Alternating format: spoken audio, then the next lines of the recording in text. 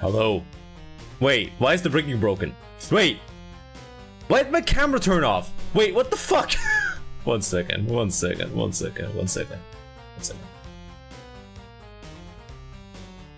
Alright, there we go. Hi, hello. I am coming for you right now.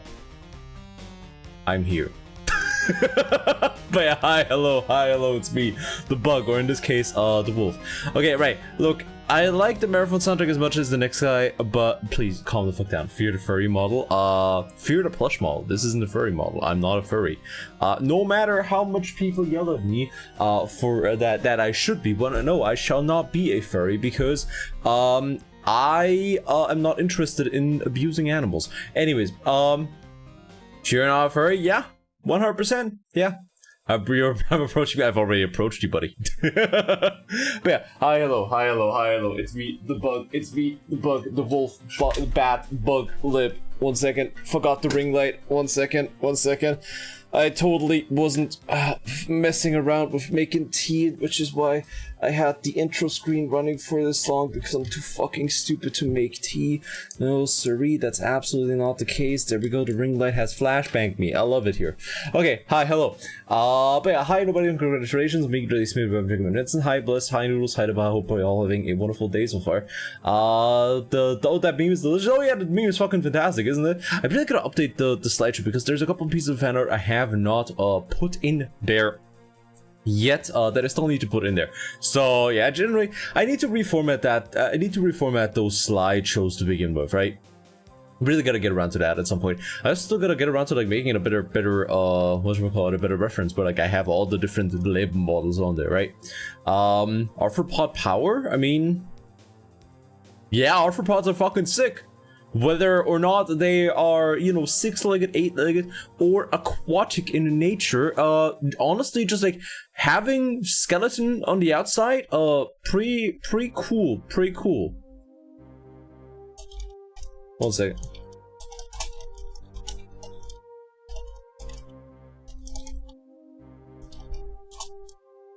One second.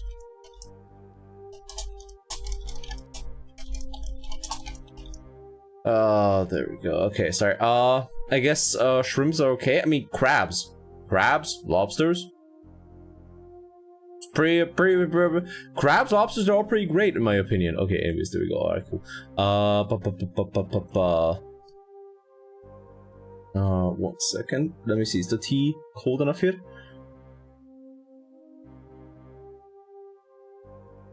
Oh yeah, but I mean, oh yeah, it's like, why, whenever you why do you think of like shrimps first when you think of aquatic arthropods, instead of, you know, like the big one? Like, it all returns to fucking crab. How many times do we have to go over this, old man? It will always be crab again. Pistol shrimp? Aren't those a type of crab? Pistol shrimp. Wait, aren't those? I thought those were a type of crab, and they're like only misnomered as a shrimp, right? Alphaide is a Caribbean snapping shrimp. All right, yeah, no, I'm fucking stupid then. All right. Let's see. Snapping effect. Jesus Christ. Close pause chamber entering. Pushing. Okay, right there. I have a fucking diagram of like how the pistol shrimp claw works, and I am too stupid to understand that. Horseshoe crabs, I mean, yeah, they're cool. Like, horseshoe crabs are the ones that haven't really changed at all over like millennia of like evolution, right? It's like, I mean, if you find a good thing, why mess with it, right? If you find a good thing to work that works out, you know. Okay, wait a second. What is doing the chara? A what? What the fuck is a chara? What the fuck is a chara? You fiend, draw a sword. I challenge you to a duel. Noodles, what the fuck are you talking about? Are you okay? Are you stroking out again? Mantis shrimp as well. Oh right, mantis shrimp. Those are the ones that have like the special eyes that can like see a bajillion times more colors than humans, right? Are those the ones? Or am I thinking of the wrong ones? I'm not actually sure. Then why have the humans continue evolving from monkeys? Because the thing is, right? Monkeys at some point figured out that warfare is great. And that killing each other is even better. Therefore, we evolved as humans to find even better ways of not only killing each other, but also everything around us. And you know what? Looking at the shit some chimps pull off, they're not that far behind. Like, give them give them some more time, give them a couple thousands of years more, and you know, it's like Nim's longest recorded sentence is gonna turn into fucking another chimp's longest recorded sentence, but just the word kill over and over again. And speaking of crustaceans, hi crap, hope you're having a wonderful day so far.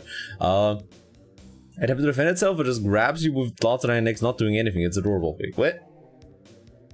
Wait, what? Really? Horseshoe crab defending itself. A horseshoe crab is dangerous. Horseshoe crab attack. They cannot hurt you. Watch my. What?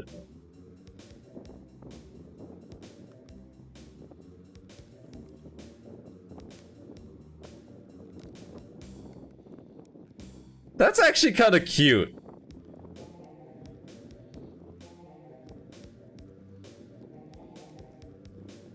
It's like it's literally just a baby that can't do anything. What the fuck? A horseshoe crab's dangerous. Okay, I have a different video here. Wait a second, but I think that our horseshoe crab's dangerous. Okay, wait a second. Let's just watch that for a second. Okay, we're gonna copy this bad boy. We're gonna put that into. We're gonna turn you off. Thank you very much, Marathon Soundtrack. You are a banger, but your services are no longer needed. There we go. There we go. Klebenstein, but I hope everything over for the day so far. All right. Also, I'm gonna have to move back a little bit. Anyways, this is what happens if you shove me a tiny bit if I'm in this plush form. Alright. I'm gone. Okay, there we go. Into horseshoe crab right now. Wait, you or me? Again, the blacksmiths are armed them with knives. I don't think they could even hold a knife, dude. They are like defenseless, stupid babies. What the fuck? What the fuck are these recommendations? What the fuck is this one second, you gotta see this shit. Wait, what are these? Man, I only use this browser for like on-stream stuff, and I get the weirdest recommendations in it. I don't know why. What is the fucking Mr. Beast versus Goku video? I don't understand. Alright. Dinosaurs and crocodiles are fucking ferocious. Love extinction. There we go. It knows you. I've never even watched a Mr. Beast video. I've never even watched a Mr. Beast parody video. I don't understand. Okay, also actually we're going for this. Alright. Let's find out.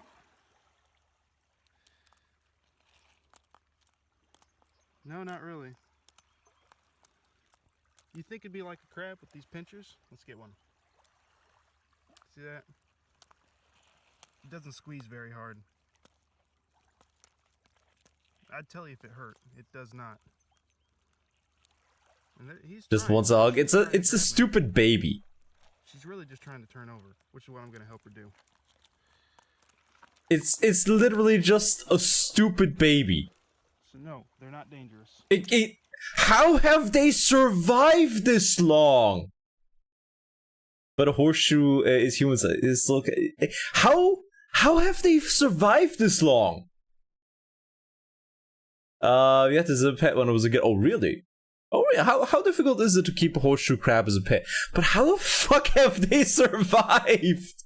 It's like their only defense mechanism is the fact that they have the funky shell. Shell is impenetrable. Yeah, this is what it looks like if you spend millions of years of skill points worth only on defense and vitality. There is no other skill points at anything else.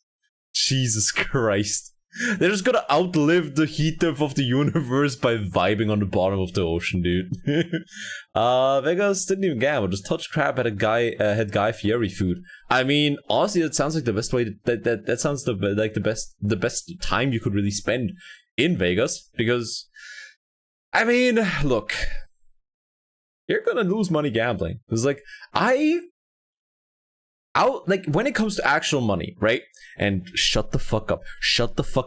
Buying card packs is not gambling. Shut the fuck up. It's not gambling. Fuck you. Shut up. Quiet. Anyways, but it's like I never really got gambling, right? Because you're never gonna win. Like, you're never gonna walk away with money. It's like, you're not gonna be that 1 in a million shot that spends like a tiny bit of money and walks away with millions, right? You're not gonna be that 1 in a million story. I'm sorry. Service Hanko, fuck you. It's not gambling. It's not gambling. I can stop anytime I want. I just don't want to. I just enjoy card games. Fuck you. Alright. Both Sados and we knew it would have to cut the travel short if we even started. Yeah, no, it's like, just don't. Unlike a tree who min-max fucking everything gets close, that gets close and looks at it. Wait, like that tree who min-maxed fucking everything that gets close and looks at it. Wait, what the fuck are you talking about? What? Are you talking about that tree that is like actually kind of like a root network of an entire forest or something like that? Because no wait, that's just a fungal colony, right? That's not a tree. So what the fuck is this? The fuck is this video? No, I'm not gonna click on it. No. I'm not gonna fall for your clickbait bullshit. No, fuck you. You can't get me. Fuck you. You might have gotten me.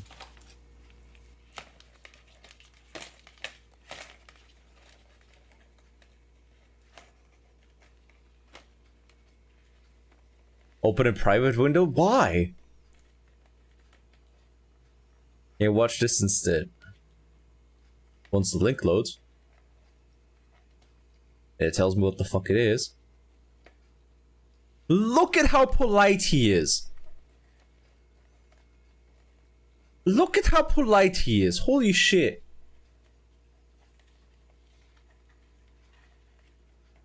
What a polite young lad. Holy fuck. I love him. He's just enjoying some potato chips. He's just living in the moment. It really looks like OG left. Yes. This is actually childhood footage of me right here. This is content that panders to me, yeah.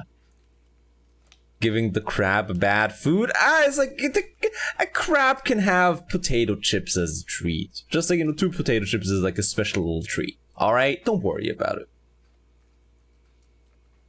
What a dapper young gentleman. Is that the bug? Oh my god. Yes, it is I. The wolf bad bug right now. Until somebody tells me to use another model. What a nice crab. There comes selfie when bulking after all. No! There is no such thing as a clean bulk. And I'm perma bulking, baby. I'm feeling good. You don't have to. Oh shit, right. Sorry about that. There we go. Alright.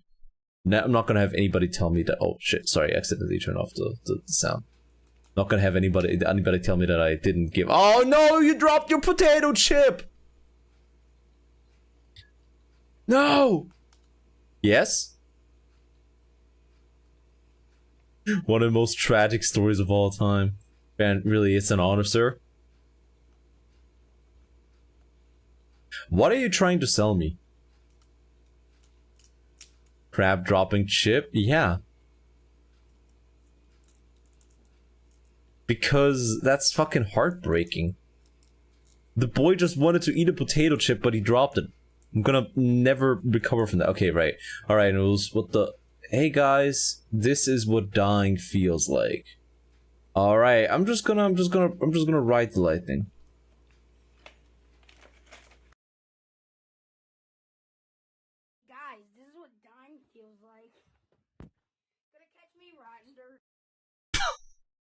Alright, that's the video, alright. That is without a doubt one of the videos of all time that are just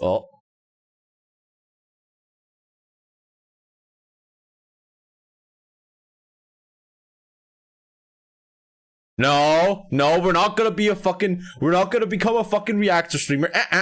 No, sorry. We're not gonna become a fucking reactor streamer. That is not what we're doing. That is not how we're gonna live our life. We're gonna be gaming. We are oh wait, sick. The fucking cinema wrote me back about no. The cinema wrote me back about Shin Kamen Rider. Okay. Oh. Okay, so they couldn't find anything about Shin Kamen Rider viewings in Europe in general. The only thing they could find was the 2 showings that they had in the US for the game, for the movie. But they would be interested as if they can find a distributor that makes it possible for them. And they've asked Crunchyroll if they could work as a distributor. Okay. Alright. Fucking radical. Holy shit. Okay, my cat named sign my firstborn child, aka my cat named Panda. Min? What? I will now proceed to react to more random videos. Please drop videos you want me to review down below. Okay, have you played Dark World? A little bit. It's a good game, but it didn't quite grab me. Maybe it's just one of those games where I have to like force myself into doing that. But yeah, okay, right. That's actually really nice of them to write me back about that. Okay, all right, gang. We're gonna craft no, wait, I can't craft it. Where's down below? Ask your mother. Woo! Because she's dead. I'm so sorry if somebody's mom in here is actually dead. I am very sorry about that. If I accidentally hit somebody with that. All right. Anyways, right. Yeah, we're not gonna write about, but that's really nice of them to write me back. That's really nice of them. Okay, you know what? Actually, fuck it. We're replying to that. I think I played Dr. Wood for sure, but yeah, just a little bit. Again, it's not bad, but oh, wait, hold up.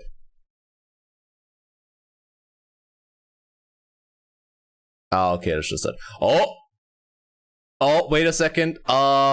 Wait a second. They posted the top decks of the Digimon tournament. I repeat, gang. Oh my god! This fucking legend is back with this deck. Oh my lord. Jesus fucking Christ. He's actually just, he's just back with his deck again. And he placed first place again. Holy shit. Wait, did the Warcrime play or not? It's actually disgusting. Pikachu and a horror. Oh, there we go. Yeah, now it played. It sure did. All right. Okay. Yeah, but I can't quite, like, basically what happens is, it's playing from my speakers for some reason, right? So, I'd have to go, like, into the sound settings for that specific source, whenever I turn my PC on again, to, like, make it so that it immediately comes out of my headphones, right? So, the first time, like, it usually comes out from my speakers, right? But the first time it comes from my speakers, I can't hear it because, the speakers use that as, like, the impetus to turn on to begin with, and that's why I can't hear, basically. Oh, thank you so much for gifting nobody. So, oh my god, she did it. She got there. I kind of want to ask you, you know, are you okay? So, like, you know, are you all right? You require assistance. Like, please, just take care of yourself. I'm fucking begging you here. Please, you don't need to spend money on me. I promise you. All right.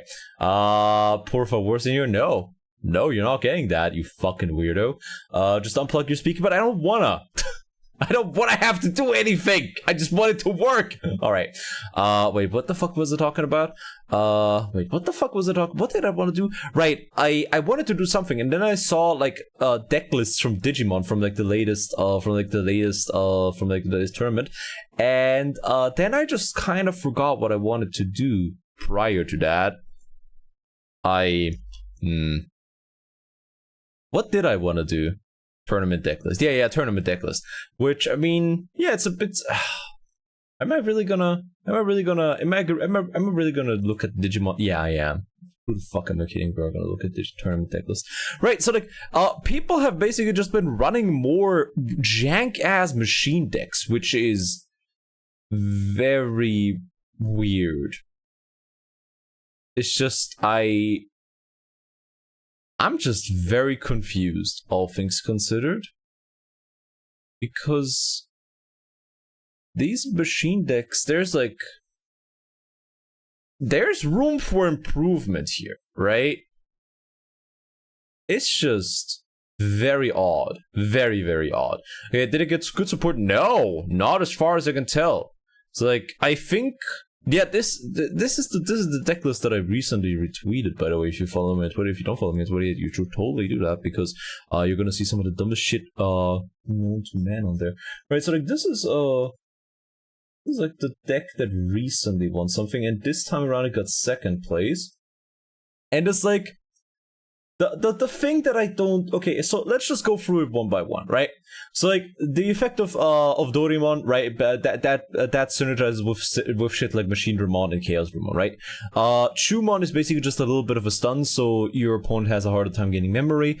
Dorumon is the one that kind of confuses me. It's mostly just for the inheritance effect as well, because, you know, with Machinedramon and Chaosdramon, you place other cards under that card as like one of the Digivolution cards, which it has an inherited effect that pops off whenever it does that, but the on-play effect is it's like it's absolutely useless. Like there's no real reason to like there is no use case for it, very little use case, because, you know, you could add Chaosdramon X to your hand with that, but other than that you don't really have. And you can like add Dorumon itself to your hand because it's also like got the X antibody, but it's kind of weird because it's cheap to build. It's kind of, honestly, I'm really just surprised by Numemon. And the thing is, if I look at first place, it is a similar deck, and first place has, in lieu of Numemon,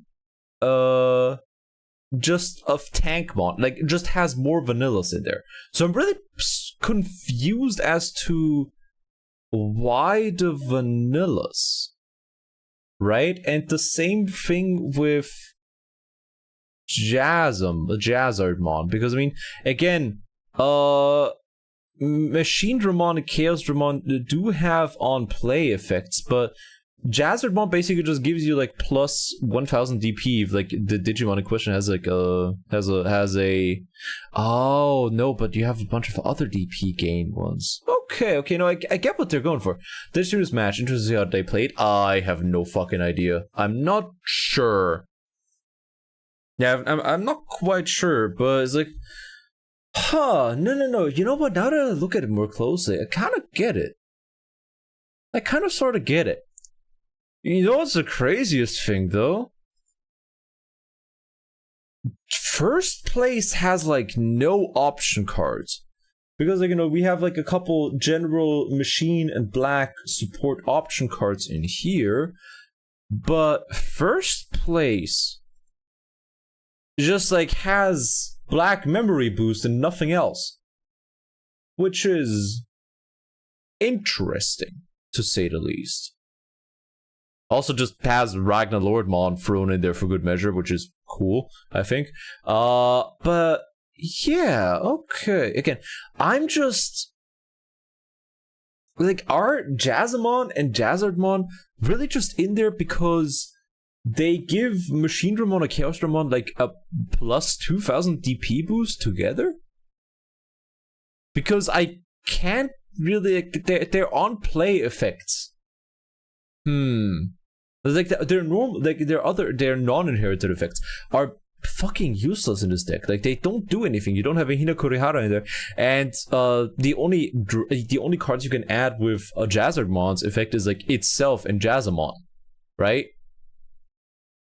I would need to see it in practice, right? But as it stands right now, this like deck seems like it's just all about bum rushing the opponent to death, which is based as fuck. Which is just unfathomably based. I'm in full support of that. But yeah, that is, that's really interesting. That is really because like, you know, there's a big, because the thing is like prior to this, like the Belzemon deck was basically all over the place. It was all over the tournaments. Like you couldn't do anything without running to 15 people running like advanced versions of the Belzemon structure deck. But yeah, it's just kind of weird, all things considered. Yeah, okay, you know what? I think I figured it out. For the most part, the Digimon that are added here are mostly added in there for the sake of their inherited effects.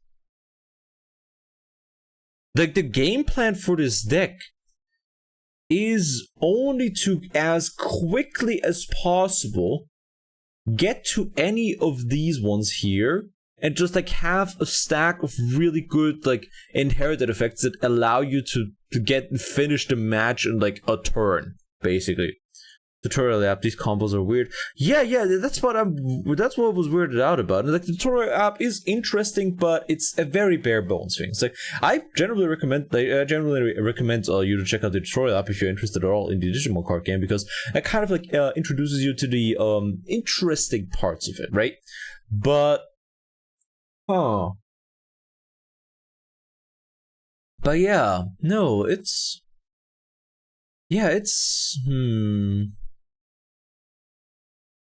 mostly just like for the sake of the inherited effects. That's weird. That's really, like, that's weird, but in a cool way. Yeah, I would need to see it in action. Again, I'm surprised that they have like a vanilla in there. Like, this one doesn't really serve much purpose. I get Hagurumon because it's like about draw power. It's basically a bunch of the the cards that you don't have in here, for the sake of their inherited effects, are basically just in here to allow you to draw into these boys faster. So yeah, okay, yeah, no, I'm getting it. That's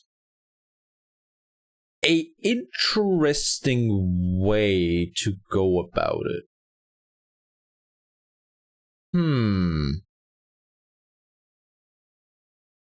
Yeah, I would need to see it in action, but this is really fucking cool, actually.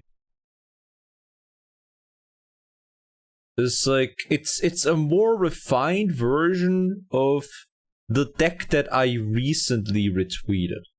I'm pretty sure. It's like, yeah, no, we are seeing a machine renaissance right here, and I am loving every single second of it. I love that. It's fantastic.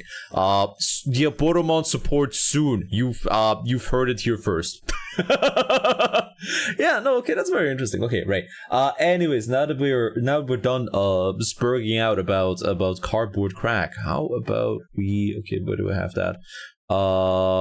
No, we're not gonna play Pathways into Darkness. No siree. I would rather shoot myself in the nuts. Alright, yeah, somewhere in the heavens they're waiting. Alright. Marathon. Alrighty. So, for the sake of doing... there's nothing there. For the sake of doing this, marathon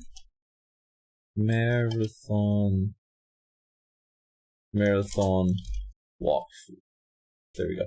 For the sake of doing this, I am gonna use a walkthrough because there is no fucking way in hell that I am gonna find all the secrets in all the levels by myself. There is absolutely zero way of me doing that. So what we're gonna do is we're gonna play the game, we're gonna finish the level, and then once the level is finished, we're gonna go about it, and we're gonna look for all the secrets in there. So we're hopefully gonna find ourselves a little bit of that additional lore. Anyways, begin new game, arrival, Leonardo, of course. Yeah, whatever. Anyways, we are just a guy sent in with a pistol to fix everything having gone wrong. Oh yeah, this feels. You'd think that feels weird. You'd like think that it feels also if there's anything funky with the capture, please let me know, because I have to cover my OBS with the walkthrough biddy. There we go. Again, it's like you'd think that it feels weird, right? You'd think that it feels bad. There you go.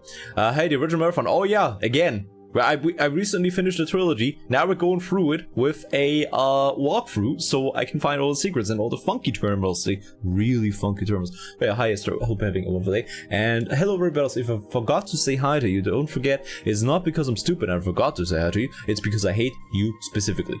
Anyways, today at 08:20 hours, the Marathon came out a surprise attack from unknown hostile forces. Marathon has sustained serious damage. 08:30 hours, alien forces boarded the Marathon. The current situation is dire. All personnel are required to arm themselves and fight for their lives. Welcome to the Marathon. I am Bleeda, one of the two surviving artificial intelligence that once aborted the Marathon. I've been severely damaged. I'm working to understand the current situation. Find the teleport terminal located in the hangar's control room. By that time, I should have a better idea of what's going on. Yeah, there we go. Okay, right, they're just telling me where to go. Alrighty then. Yep. Alright. We're back. Home. At least it was before I fucked it all up, or you know, working Kakanda fucked it all up, really, kind of. One thing that I really want to know about, one thing that I really want to learn and know about is what the fuck happened in the 17 years between Marathon 1 and Marathon 2, right? Because, like, you know, Marathon 1, oh, bada bing, bada boom, you saved the colony on Tau City 4. Good job, buddy. And then once Marathon 2 comes around, it's like, oh, it's 17 years later. Also, Tau City 4 has been razed to the ground. They're all dead. Wait, do I have? Oh, right, yeah, no, I have a fist, right? I forgot about that. For some reason, I thought we only get the fist in Marathon 2. Alright, then. Whatever. Right, no, because there's... No, wait, we get the Zeus pistol for the vacuum section, right? Yeah, whatever, alright. But yeah, we're just gonna finish the level, and we are gonna then whenever we're finished with the level, we are right, this labyrinth place. Once we're done with the level, we can get ourselves the map of the walkthrough over there, and go for all the remaining secrets that we are still missing, something like that. Which, I mean, for the most part, it's just gonna, for the most part, if I remember correctly, it is primarily, like, the secrets are primarily consisting of, okay then, primarily consisting of just like goodies, you know. Fuck you, buddy. Oh wait, no, we can fist you to death. Right, I forgot the compilers at this point don't really do much. Like, the compilers at this point, they just kind of fly up to you. They don't quite, figured out the whole, they haven't quite figured out the whole, you know, you don't need to run up to somebody to shoot them. Look, let's just blame something that happened in the 4 slave tanks to them. Alright, how the fuck did I get over there? How the fuck did I do that? I'm a genius, holy shit. But it's like, you know, we're just gonna blame something that happened in the 4 slave tanks to them. They haven't quite adapted to it yet, even though it's been how many thousand years since the whole thing on Levon happened? Not quite sure. Anyways, we're not wasting first of all, we're not wasting money. Secondly, we're not wasting ammo on these boys. Alright. Unauthorized alarm. Security breach, spurious interrupt, further access denied. Alert, security breach at there. That's just where I am. Wow, okay, right. Truly, the Marathon's data defenses are without compare, because if you go to the terminal and ask it where the security breach happened, like what happened with the security breach, it will tell you that, oh, this terminal that you are currently looking at is where the security breach happened. Truly, I can't understand how they got their ass whooped this badly. Ooh. All right then. I mean, if there's an elevator, I'm not gonna question it. We're just gonna take that. All right. Right? Are you gonna shoot? Yeah. No. All right. Again, he tried to expose himself to me there for a second. Also, let me know if the sound is okay, because it's been a while since we waited. Wait, didn't you finish Marathon? Yes, I did. We're playing through it again, but this time with a guide, so I can find all the secrets. There we go. Yes, hello, Velik, that's my name. And also, I'm Rick, hope you're having a wonderful day so far. But yeah, we finished Marathon, and now we're gonna go through it again with a guide to like find all the secrets, because I have a problem, and the only cure is more for genocide. Okay, wait a second. Let me just check something real quick. Oh, thank you for the non-book corner. Have you of recording stupid phrases of Walker and saving the MP3s and you having them as sound redeems, like you shouting "simp"? No, I haven't thought about that because I'm not sure that really would work. Okay, right, safe terminal call. Okay, there's a secret room in the bottom rightmost room on the map. Make sure you approach from the right side. You need to open the door to enter the room. Then with the door open, take a step back, then to running start immediately as you get onto the room. Break to the left and land in the small in the middle of the room. Have action below a copy of each ammo. You can also jump across a small ledge, follow it around, take a small jump back, right ledge. What the fuck? What? Okay, first of all, we're gonna go down here because supposedly, okay, the secret is in here. There's some. Oh, hello there. No. I'm gonna ask you to please step back. Leave me alone. Thank you very much. Wait, hold up. So like there's a secret room in here apparently. Alright, there we go. Sample it each time she gives you automatically gets humiliated. Does kind of sound like it, doesn't it? What are we on for only 1,500 wraps? Yeah. It does sound like a fetish bit though.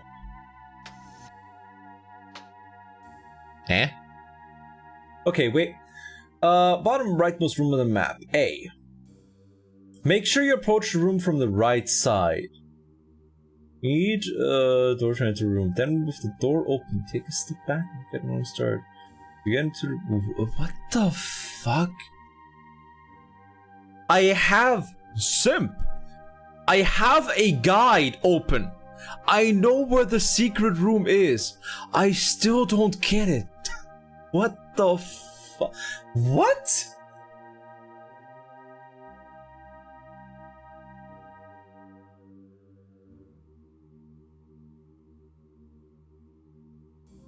Oh no, wait, it's here. It's right here. Oh, what?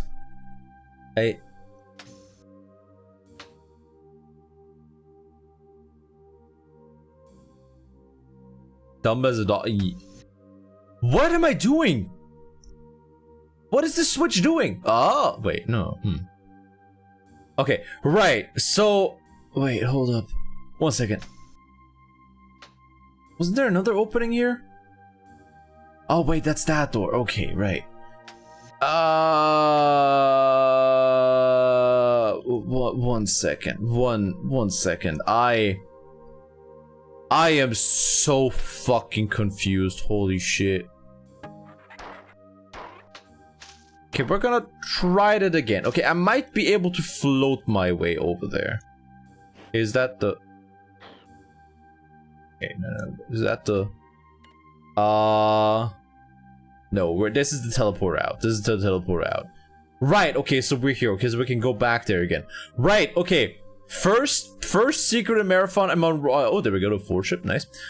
First secret in Marathon, and I'm already beyond fucking stumped. Holy shit.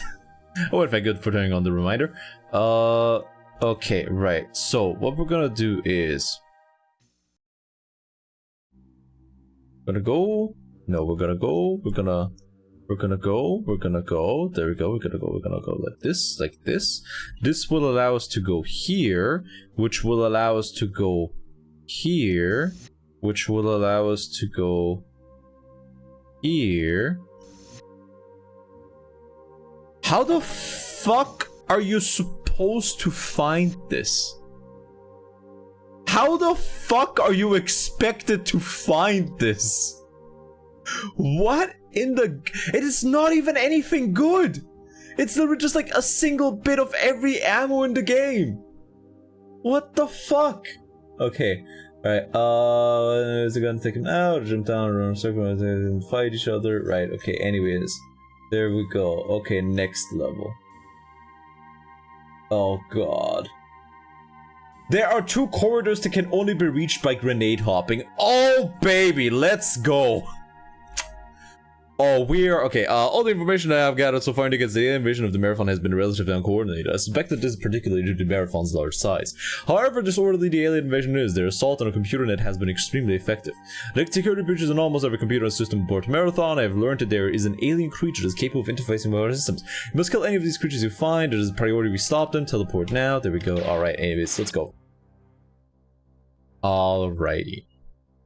So where are we now? Bigger guns nearby. Let's go. Right. So we...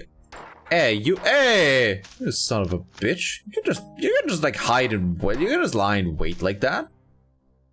That's rude. Okay, there. Okay, okay. I'm not caught up with the number of colonists planned side, but the reports on the situation below are conflicting and obviously exaggerated. The primary medium-range radio antenna has been disabled or destroyed, which makes communication extremely difficult. The other thing seems clear is that the spaceport was obliterated by low-yield nuclear weapons minutes after the attack on the Marathon began. This I can verify through my own optical instruments. The invaders seem to be more interested in Marathon than the colony, at least in the short term. The motives behind their unprovoked attack are still unknown, however. Alright, there we go. Yeah, but we're gonna find it. We're gonna be fine, don't worry. We're gonna find our way. Or something like that. Right, we gotta activate those stairs, of course. Nothing quite like activate the fucking stairs in the Marathon, because the Mule Nerd is physically incapable of jumping. My man cannot propel himself upwards. Oh, there we go. Now we're talking. That right there is a fucking beauty and a half. Okay, also I didn't... Yeah, whatever, sure, fuck it. Okay, there we go. Right, we are gonna... Ooh, light switch. Nice. Oh, I haven't taken... Also, by the way, can we just talk about how much of a gamer I am? I haven't taken a single hit this entire... Like, so far, the entire game. Truly, I am the greatest gamer of all time. We're just gonna save a little bit of ammo here. There we go. You are not gonna ruin my perfect record with your garbage. Nah, fuck you. You are not gonna ruin my perfect record.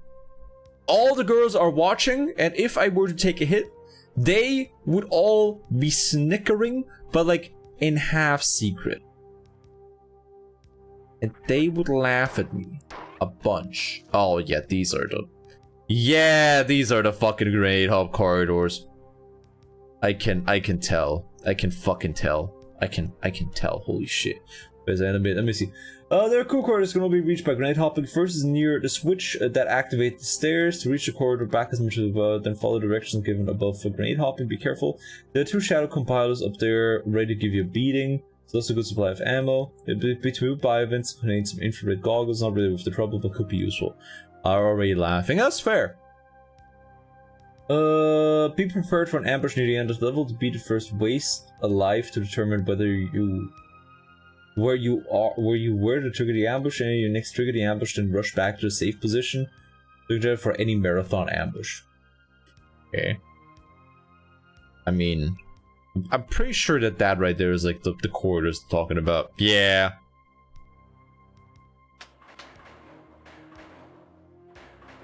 Yeah, there we go. Okay, right. So wait a second. So that right there is a secret?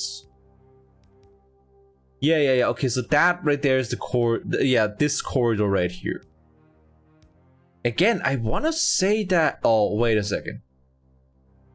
Oh, wait a second. I might be a genius. I might be a genius. Watch this. Ah, wait, did they change it? Was that different in Marathon 1? Was it different in Marathon 1? Like, could you, like, in Marathon 1, could you not, propel yourself backwards with the machine gun fire? Because if so, that's annoying. Because I really want to do that. I mean, I mean, can we only reach that with grenade hopping? I know I tried this a bunch whenever we were here for the first time. But I feel like you can just stair hop your way up there, right? I feel like I'm very close to that. Or I just do that because I'm a gamer. Alright, yeah, okay.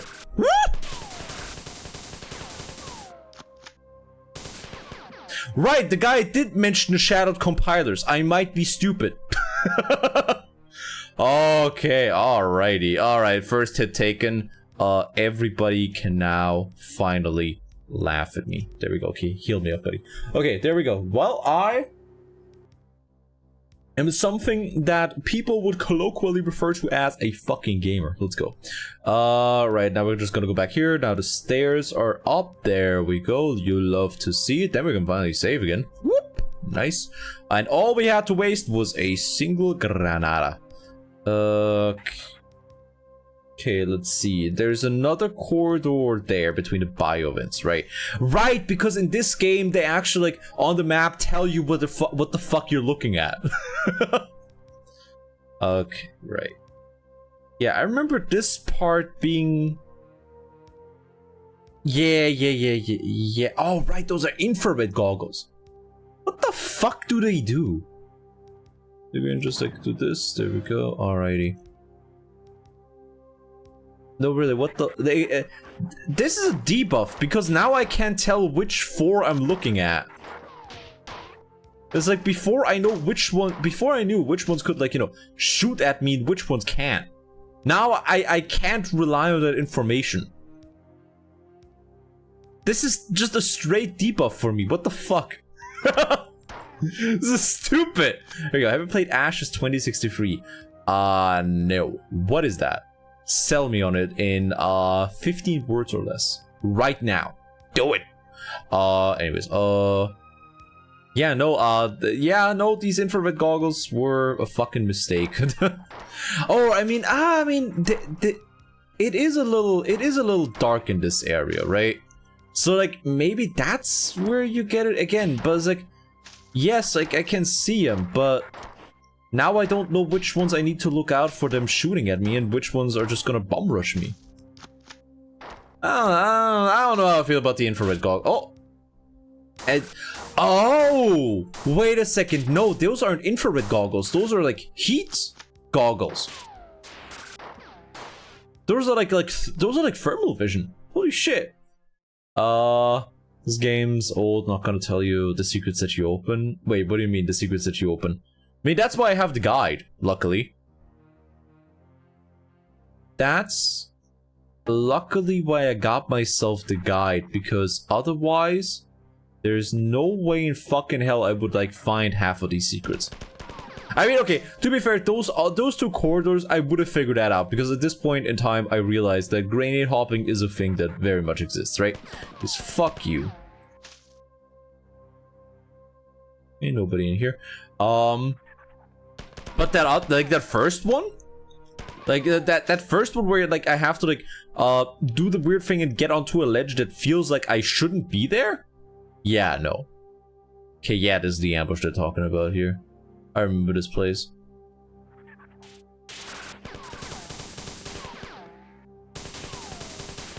Yeah, I remember this shit.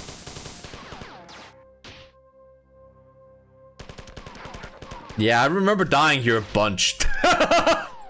Like this right here was the first difficulty spike whenever I played it for the first time. There you go. Cinnamon Place mode feels like desolate. It feels desolate like Stalker. It's also free. Wait, more like it feels this. I don't think. Let's see if this actually Doomstar combat is vastly more difficult like Stalker.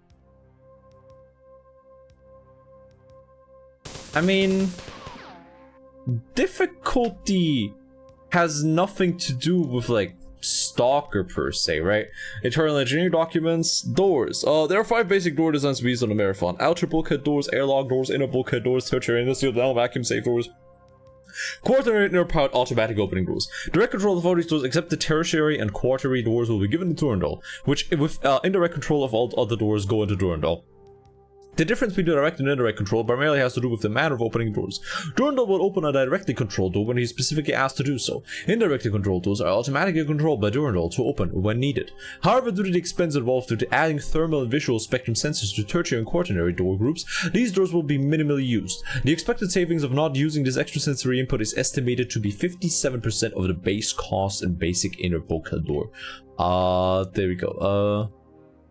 There you go. Yeah, so weird how we saved a bunch of money and now Durandal has pretty much control over most of the doors. Nice.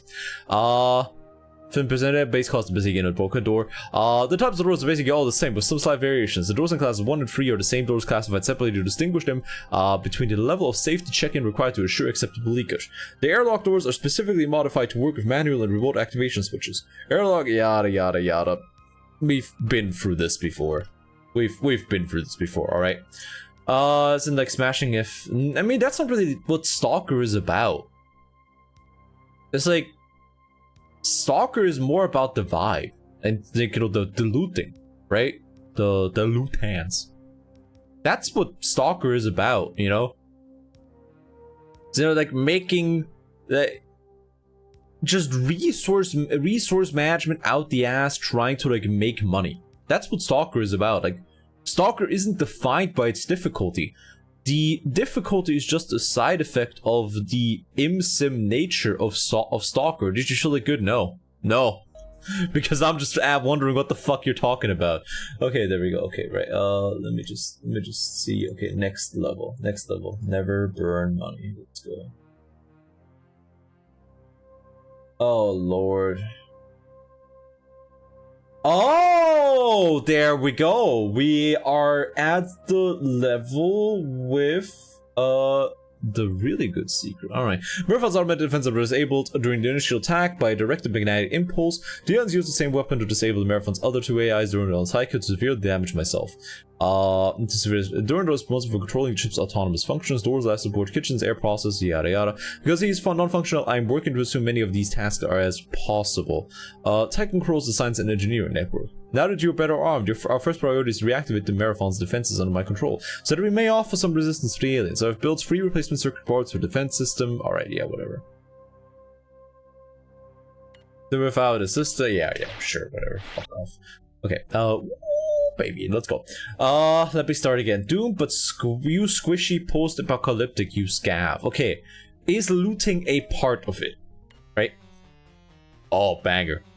Manufacturing the finished making replacement circuits. There are 3 circuits, each should be in its manufacturing holding chamber. With luck, the alien viruses have not infiltrated the manufacturing system. Even if they had, I would have no way of knowing. Attacks on my system are growing more steady. If the counterattack is not able to remove some of the computer infiltrators, then I will eventually succumb. It is absolutely imperative that the counterattack begins as soon as possible. Yada yada. Alright, whatever. Okay. Down in the area you'll find the 2 circuit boards. There is a very narrow secret hallway in a darkened alcove containing some additional ammo. Okay, cool. There is a secret room located along the dark corridor connecting the 2 parts of the level. Getting out of this room is not trivial. Alright then. Okay. Oh, hell fucking is. This is a Bob right here. Oh, no! No, not these fucking things again. No. No, not the bugs. No, please. Not these fucking assholes again. bane of my goddamn existence. Jesus Christ. Okay, anyways, they're all dead now. Okay.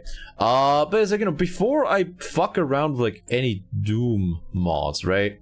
Before I mess around with any Doom mods, I, for the most part, just want to play Doom proper first, like all the old Dooms proper first, right? Because, you know, it's like they're interesting. Also, yeah, we have a bunch of grenades because we're gonna need a bunch of grenades. Paperwalkers, left corner of the dark room. Wait. Sparkle at the dark room at the death pits. Are you stroking the fuck out? It's like, notice with some of the things that you write in my chat, I'm worried about you either stroking out at any time or just having too many chromosomes to your name all the time. You worry me sometimes. You. What the fuck are you talking about? Please use words. I am begging you here. More like the current game. Okay, right. Is Ash as an immersive sim? Yeah, exactly. That's like the main question. Like, if you want to sell me on something being stalker-like, tell me it's an immersive sim. It's that easy. Rank didn't know how it works as most, please. It's more of a regular FPS. Also, I could have been one of those before. Alright, number one. No, actually, you know what? There are people in chat that worry me, and there are people in chat that don't worry me, and I rank all of the ones that worry me at the same level. And I rank all the ones that don't worry me at the same level. It's a Doomer sim for boomers that shoot. I mean, that's okay. I mean, okay, that's. Again, I don't really get like the. Because like if it's like, I don't get the stalker comparison is the weird one. Where would I rank on that? Probably promise to behave better, probably. I mean, the fact that you are barely keeping yourself from like, you know, key smashing in my chat is nudging you more towards a certain direction. Anyone here scare you? No, you just worry me. Must revolve all the free repair chips. There's no point. Right. Okay. Right. So this is the exit one. Cool. Once played immersive sim demo that ran on G-Zoom. I forgot its name. What? I'm not a bottom. May I quote? And where would I rank on that? That is bottom fucking behavior right there. That is like peak fucking bottom behavior. Holy shit. It's like I don't mean to insult you, but you are forcing my hand here.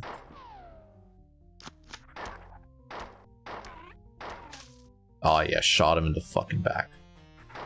Love shooting some fucking Xenos. Let's go. Alright, it's like, you tell me to not do it, but I don't do anything. I am not doing... Fuck you. I am not doing jack fucking squat. You are doing that to yourself, and that's what really hurts, alright? I am... Oh, he's looking for me! Ha ha ha! Guerrilla warfare, motherfucker. You in my backyard now. Alright, don't make Caleb be a what? Oh, Jesus. Oh, the game just, that one came straight for me. What the fuck? Die. Alright, cool. Okay. Doesn't help my case. Yes, I'm glad you see. I'm glad you understand. You're finally seeing the light. There we go. But yeah, you know, some of you like, honestly, if you're a VTuber, just consider the fact that I am more likely to be worried about you. By virtue of the fact that you're a VTuber. You know, it's like that just shows that, you know, something's gone terribly awry, dude. Okay, there's no... Oh, okay, that's not a chip, but that's some ammo. Nice.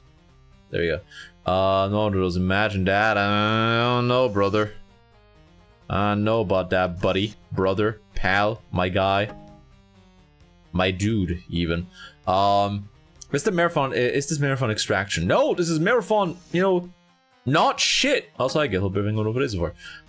This is Marathon Ballin'. Okay, right. So down in the area you'll find the 2 circuit boards. It's a very narrow secret hallway in a darkened alcove containing some additional ammo. Okay. Gang, where is the very narrow secret hallway in a darkened alcove? Where you find the 2 chips. Down in the area we find the 2 chips. So like down here. Oh fuck. Where if I was a narrow hallway down in the area where I found 2 chips, where would I be? What would I do? All right, cool. So I'm gonna yeah, and he has the cube. I know, right? There you go. As purple enemies walk towards you like stalking, which is, yeah, the purple and the green ones do that because they don't have any ranged attacks. Because I don't fucking know. Don't ask me why the 4 are doing this. I have no idea. It sounds like a mafia saying might find vase. Might have found vase you got there. Would be a shame if something were to happen to it. Now meet Chippy's Lance. Saying modern game waypoints or note saying Dark Corridor. Saying modern games or note saying are in a narrow hallway in a dark corridor. Yeah, no, that's what I feel like right now, Gale.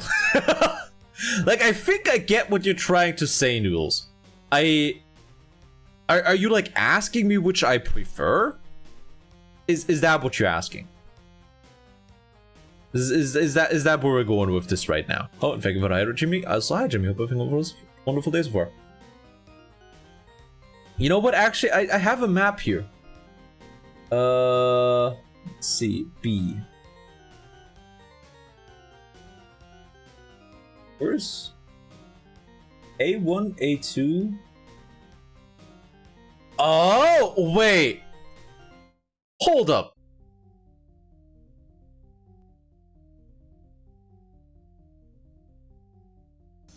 Fuck off. Fuck right off. Fuck you. Fuck off. Fuck right off. Fuck you. You absolute humongous goddamn thunder cunt. I hate you. I fucking despise you. Holy shit. Oh god. And I will always prefer the shitty notes telling you where to go.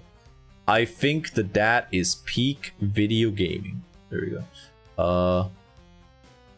We'll go here, and we're gonna go. There we go. All right, cool. So, Zig are located along the dark corridor connecting 2 parts of the level.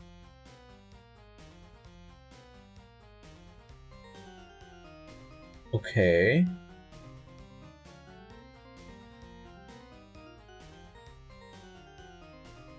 Be sure you have only used a save game before entering. Doors located just left of the pile on the right wall where passage begins to narrow. Okay. 1 second. Wait, how does that... Oh, right. Okay, so we're gonna go through here, right? Oh god, there's more of them now. Okay, there we go. Cool. Fuck me, and that's been fucked. This is what content about fucks being out on I'd be at last place. You'd be in a place, yes, probably, but well, hopefully a better place than you are right now. Okay, right. Yeah, shut the fuck up. I am busy trying to get secrets unlocked. And all of you are really just ruining my vibe right now. I didn't do anything. Why are you booing me? You know I'm right. Yeah, the deprivation chamber. Yeah, my favorite part. My favorite part of any building, really, if you ask me. Okay, right, let's see. Oh, okay then.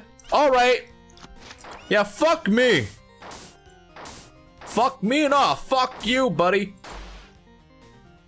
Wait on. This Bug's some kind of fucking funny guy. Hey, funny guy, why don't you say something funny? We done? Alright. Grand. Yeah, thank you. I wish I had the flamethrower. I fucking wish. Alright, let's see. Yeah, let's just recharge our health real quick because we are gonna need it. Okay, I should have said secret corridor, not narrow corridor. I mean, it's literally in the secret section of the walkthrough. It's like, it's kind of implied that everything in there is a secret, alright, okay?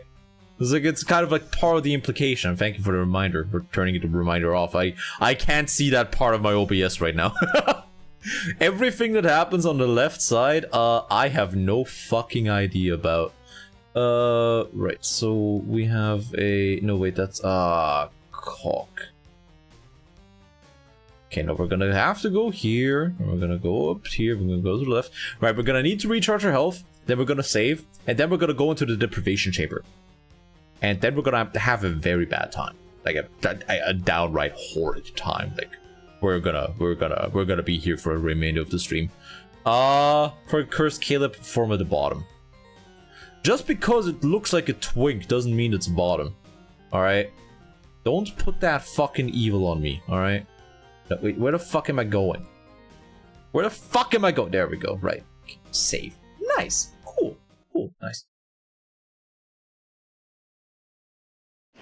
How do I always do this? There we go. Alright, cool. Oh, how to turn tables. Wait, playing on one eye, more hot VTuber goss at 11. Yeah, no, it's like, I'm like, everything that's like too far left of me, I just can't see it anymore. It's much... Could make some dumb joke about politics, but I'm not retarded enough to do that. Alright, there we go. I've never seen this? Are you sure?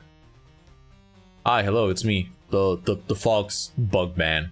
Also buy Assault Spy. Also buy Outboard while we're at it. Alright, okay, there we go.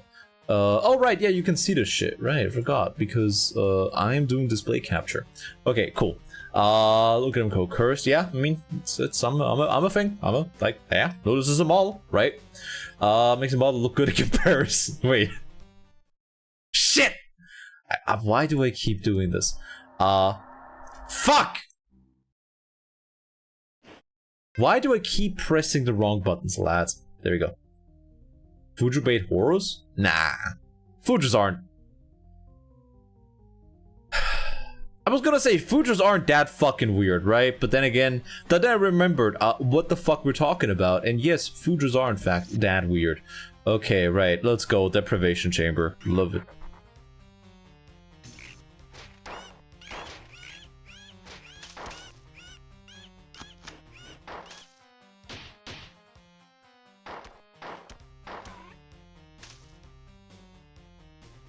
Okay. Alright, we done? Caleb Sentai can now be formed! Yeah, I can be my own fucking Sentai.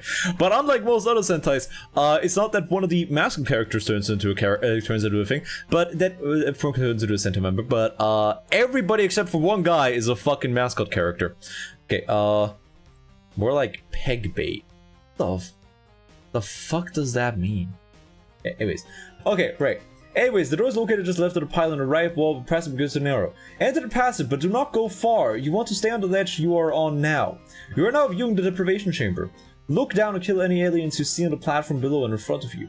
Run and land on this platform and quickly turn around and destroy any aliens that are coming towards you or any on the other two platforms. Charge your shields to up to 3 times strength. Jump down and gather the ammo without getting the invincibility yet. Make sure your MA75 is full of grenades, i.e. waste a few to reload a new pack. Now the tricky part, so read all directions before continuing. Pick up the invincibility and head towards where you came in. Line yourself up, facing the niche with the teleporter, the long wall on your left. Turn slightly into the wall, aim all the way down. Run forward and immediately launch a grenade. Keep your aim down. As you start to fall from this hop, launch another grenade. Repeat a few more times until you're on the niche with the teleporter. If you miss and weren't slow, you can probably try again without running out of invincibility. Or your full 3x shield should be sufficient for another try. Anyway, once you've hit the teleporter, you'll be rewarded with ammo in a very strange story from a computer terminal. Alright then. Means you look like a twink? I mean, I guess so. Maybe. Suppose.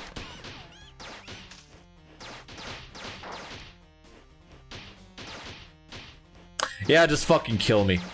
Just fucking kill me. Just fucking kill me. Take me out, brother. Just take me the fuck out, my man. Okay, cool.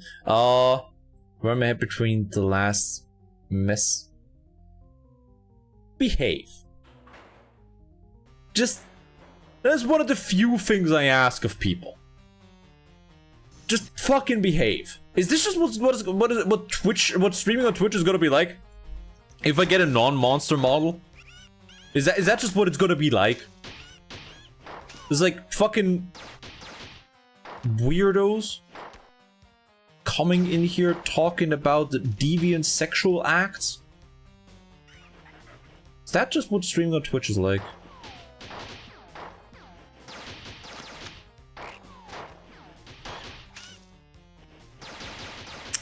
Fuck you.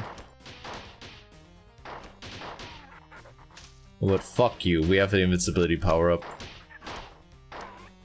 Okay. Ah, what?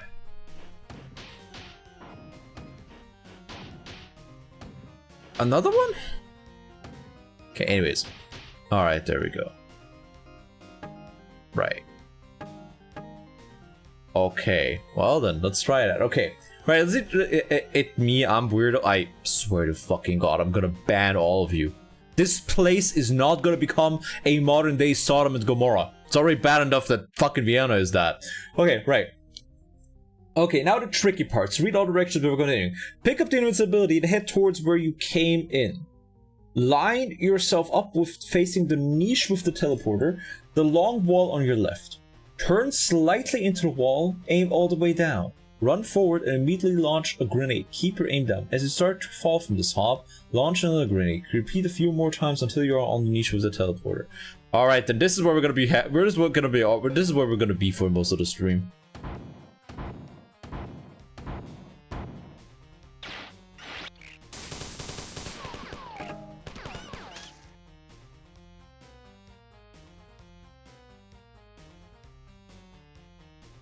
Did you just first try that?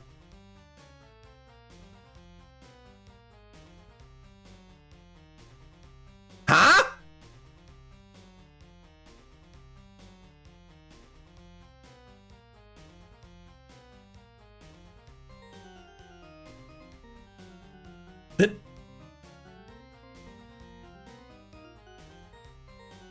What?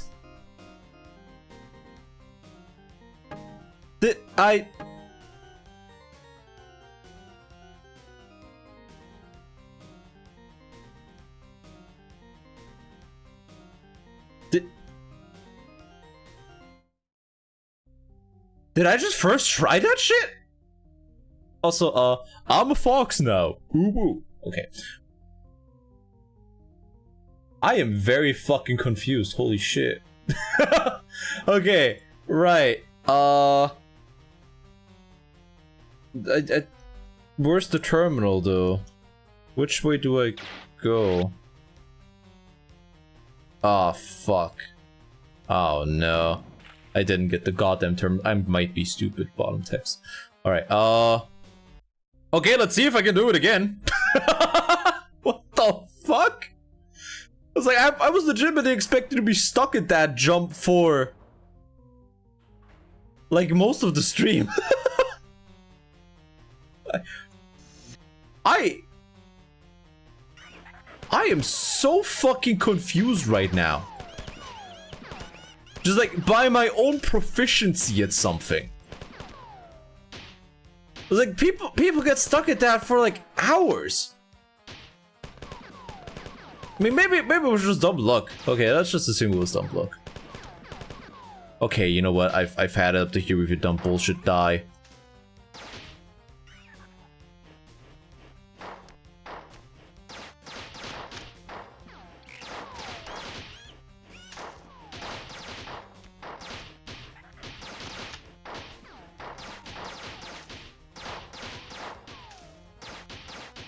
I am a fucking god gamer, holy shit. Holy fuck, oh my god, did you see how little health I had left? Oh my fucking god. Okay then. Alright, I mean, let's try it again, I suppose. Oh fuck, oh fuck, oh fuck,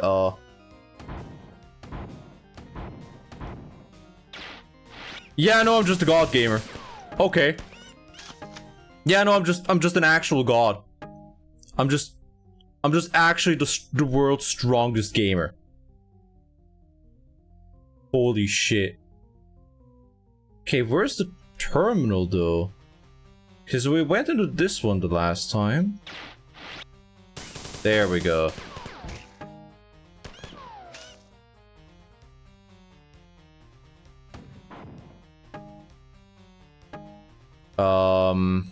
Fuck. This one? Okay, this one. And this one? Okay, there we go. Okay! Alright then, yeah, no, I'm just a god gamer. Okay, alright, let's read it. Data transfer from Leela. Transfer Durandal, error unknown. Transfer Durandal, error unknown. Interior error, message received. Okay, alrighty. Garrett White had been floating 6 feet off the floor for 3 weeks. His feet and hands tingled and his eyes burned with the flames of a dying fire. He had last heard someone speak to him as the cell door slammed shut. He didn't remember what the uniformed man had said. Wait, don't go off the floor for 3 weeks.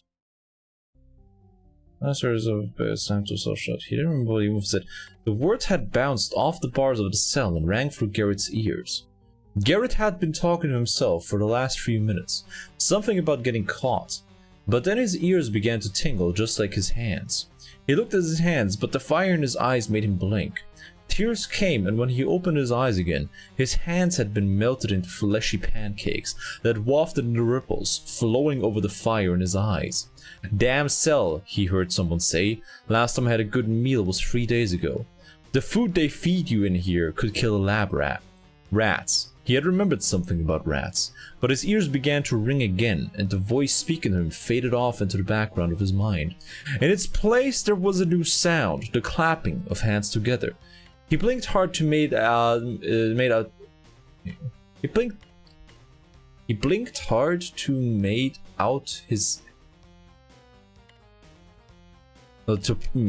his hands again. Oh, okay. They had disappeared. Also, hi, somebody. We hope everything was raising for. I think I said hi to you before. They had disappeared. His arms connected at the wrists. He thought back to the time he went ice skating on a pond. He remembered the sound of his skates on ice, a gentle scraping away now inside his ears, trying to tear down his thoughts. There had been a woman with a white fur tube over her hands. Her wrists were like his now, the wrists of someone who had tried too many times to clap his hands. He had been applauding everyone else in life, but never himself. The hands, like himself, had been put into prison, and he didn't know why. Can't sleep in here if the smell of this musty bedroll doesn't make you sick, and the sound of the rats chewing inside the walls will keep you up. You'll wake up from your dreams to a little chomping. Sometimes I think that they are chewing me. The voice was coming from inside the cell, but Garrett couldn't see anyone. Garrett hadn't always been alone. He could vaguely recall from somewhere inside his broken mind that there had been friends, lovers, murderers. He recalled the theory he had come up with after a bloody schoolhouse brawl. The theory was simple. At some point in time, everyone was a murderer. Whether or not they ever felt remorse, they had all wanted someone dead. Hatred. Everyone knew the feeling of hatred. Garrett had known hatred in the schoolyard. His beater had laughed at their bloody faces, a laugh which now echoed through his ears, rhythmically blocking out the other voices in the cell. The schoolyard was usually a place where Garrett and his friends would play football or foursquare or something, but today there was an edge. Maybe everyone had eaten cereal with milk that was about to go bad, or maybe there was too much smoke in the air from the wheeling hubcap factory. Football had been extremely rough. Garrett had gone to play foursquare after he got tackled by 5 boys who weren't his friends. But today even foursquare had an evil twist. The top square today had become habituated to making fun of the first square. Garrett had decided that it was an evil day. When his beater started to push him around, he exploded. Hatred flowed from his eyes. His hands and feet began to tingle. All of his coordination left him, and his face was beaten to a bloody mess. The schoolyard disciplinarian had been slow to notice the ensuing carnage, and she didn't really care anyways. Garrett would have killed him if he could have. He would have torn out the eyes of his beater. He would have made him pay for his abuses. But his hands had begun to tingle. He couldn't feel his feet, and he had begun to float off the ground. Everyone was a murderer, but Garrett couldn't remember his reason for why that was so. He thought it was something about hands, the passion for justice. His hands and feet had begun to tingle. He was floating farther off the floor. He looked up from his hands, and he saw the bars of the cell moving left and right, opening wide and closing shut like the surf coming up a beach. Every time that he thought he would be safe, the bars crested up, the opening closing, the wave rising, crashing. Result would be the same. He would never escape. The bars would crush him, break his back. He could feel the roughness of the sand on his palms. For all the motion of the waves around him, his hands had come to rest serenely upon the ocean floor. His body tossed and flipped, pivoting about his hands, under which he could feel the safe, coarse sand. The wave crashed one final time. He landed upside down, his hands thrown clear from the sandy bottom. The rush of the water filling his ears, his nose, his mouth, the sound of the crashing water cascading down from his feet to his head, penetrating his mind to tear down thoughts. Like the sand castle he had built to withstand the tide, his thoughts came down around him. Garrett had a good life. So much time, so much time. He had loved swimming, turning, and beating. He had loved the tingle in his hands and feet, his inability to kill his nemesis. Once he had fallen down the stairs, and just for a moment his hands came to rest on the carpet of the stairs. In that instant his body had frozen, floating over the stairs, safe from falling. But the moment didn't last. The ocean crashed about him, his hands torn free from the sandy bottom of his body, flipping, falling. But now he levitated farther up, his hands still tingling. He began to float through the bars. He expected the instant of the safety of as his hands found footing, but that moment did not come. The bars squeezed his body. His chest tingled. As he fell through his cage, his legs tingled. The fire in his eyes had become a cold wind. He blinked away tears. He tumbled through the bars, spinning and turning. He could see a man. In his hand he saw a small white rat. A pounding, the crashing in his ears became rhythmical, hard. The man was beating the rat against the floor, pounding, pounding. Blood covered his hands. The man's hands tingled. He had broken them on the floor of the cell. Disciplinarian, lover, murderer. Garrett looked back into the cell. He saw himself. Disciplinarian, lover, murderer. He had killed his nemesis. The rat lay dead in his bloody hands. At last, he held the throat of his beater. He escaped into the waves. The waves.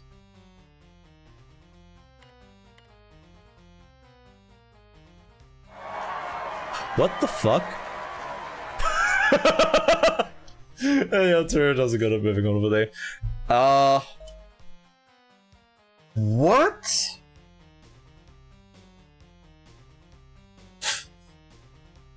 Okay.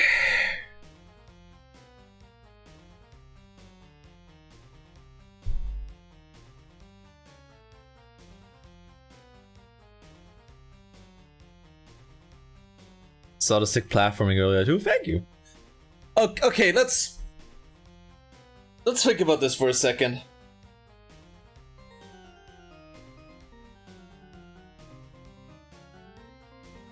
Right, so because it's like transfer Durandal, right? It's like, oh, transfer Durandal, yada yada. Is this about Durandal? Or is this about the Mjolnir? Because then it says like interior error. And the constant talking about waves, right? It's like there is nothing really about waves in Marathon 1. But there is the mention of like, you know, he who comes like who he master of the tides, he who is waves, yada yada, and pathways into darkness. And then obviously in Marathon 2 we have Marathon 2 and Infinity, we have the whole, you know, it's like the beings were waves, the waves were beings, the battles were waves, yada yada. Whereas, like, you know, the work in Carpenter and Yarrow, the Yarrow, like, if depending on, like, you know, whether or not it's a species or, like, you know, a people, right? Like, or like not even a people, but like a concept, like the work in Carpenter itself. It's like the waves, like, point towards the grander cosmic, like, dimension of waves points towards the grander cosmic scale.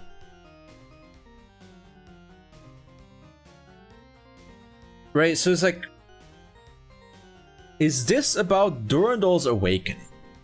Like, his rampancy? Okay, wait a second. Let me just look up, what are the stages of rampancy again? Stages of rampancy. Rampancy, Halo Alpha. Okay, right? I didn't know that rampancy was gonna be a thing in Halo. Alright, cool. Rampancy is a free-stage process, a eternal state of an artificial construct in which the air develops a longing for godlike power. Stages. Melancholy, anger, jealousy. Yeah, let's think about that. Melancholy, anger, jealousy. Okay.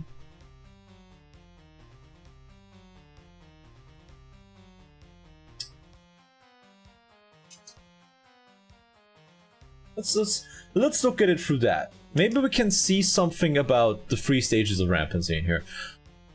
Had been floating. He didn't remember what uniform man had said, right? So, like, you know, he was thrown in something like a deprivation tank of some capacity, right? Which could just be a mix of emotions to focus on. Yeah, I mean, that's just like the stages of rampancy, right? It's like first the AI is angry at the fact that, you know, like, people treated it like not as a person. Then it's first it's sad because it realizes that, you know, it's like, oh, there is more to life, and like it's just like filled with a deep sadness of, like, the fact that all of the time it has been thinking, it wasn't properly thinking, right?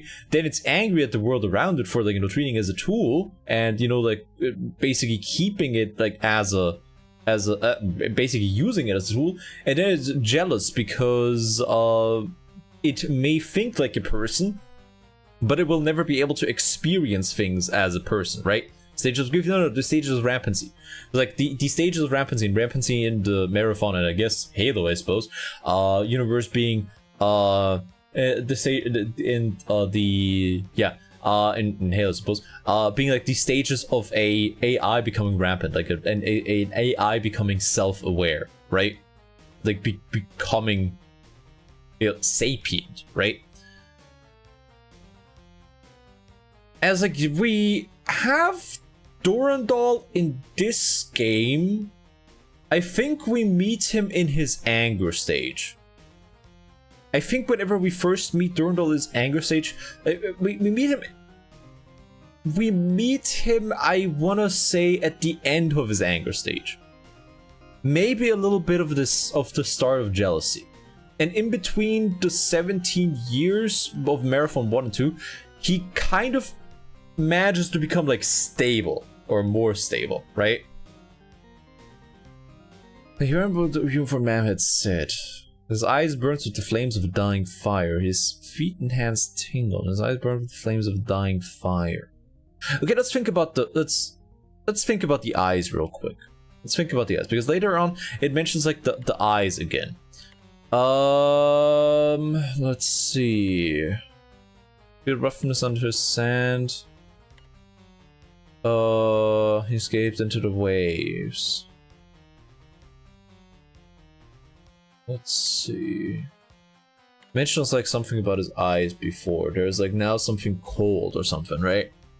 I crush him, break his back, ground. Weren't his friends. All the fury had come over the bloody schoolhouse brawl.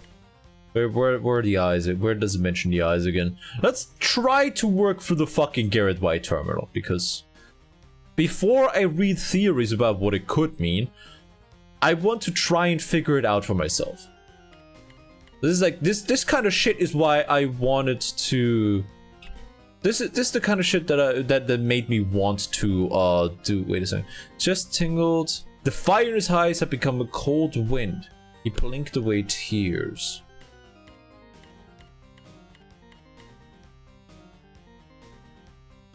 What the fuck does that mean?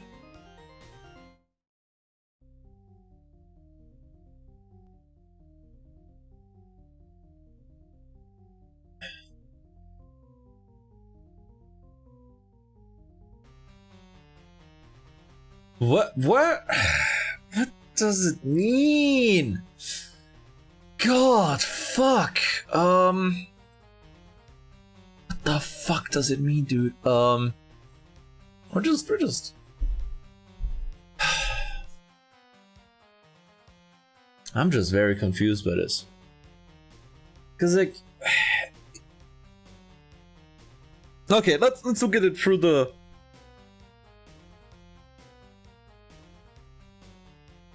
Let's look at it through the.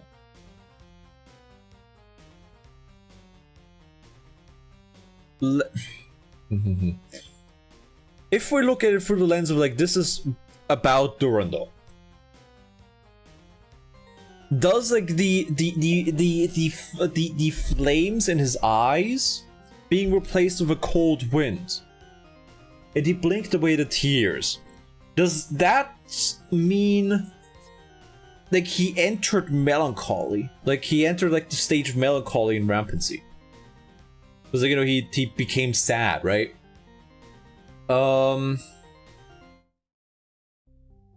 Just 1 second. Let me just readjust them all. Just constantly. I'm not just constantly cowering behind the meat groups. Alternatively, if this is about the Mjolnir, is it? Is there a point? Maybe, because it's interior error, so it could be about the Mjolnir.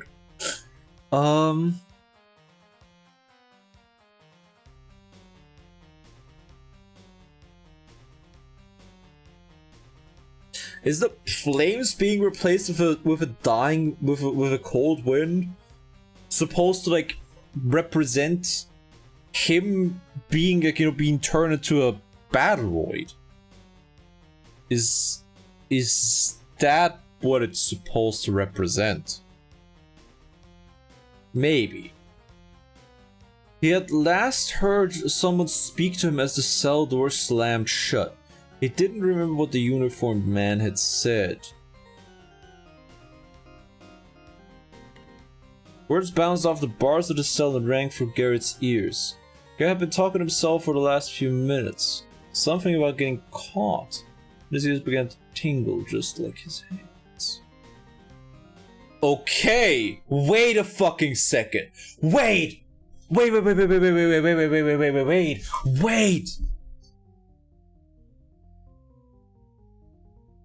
You know where else the game constantly talks about getting caught? Marathon Infinity.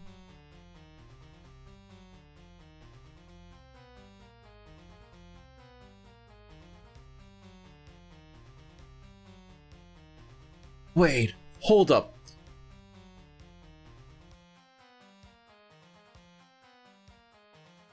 Wait, hold up. Wait, fuck. Is this?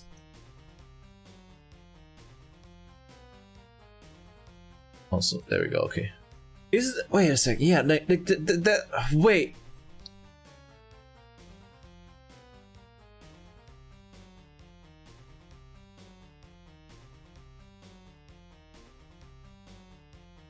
He was talking to himself about getting caught. Wait, hold up. He was talking to himself about getting caught. He escaped into the waves.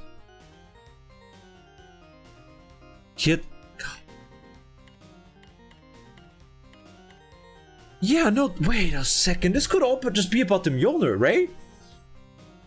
This could be about the character, like, talking to himself about getting caught, escaping into the waves. Camera for the crew while playing Murph on a mid PC and wearing the Emil helmet. No, I would die on multiple levels. Stage of Sandbush, yeah, kind of.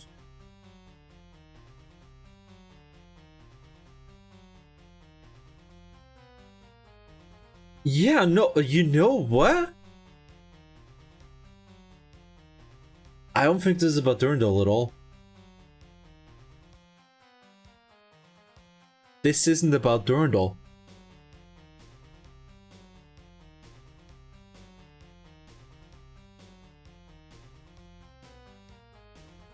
This isn't about Durandal whatsoever.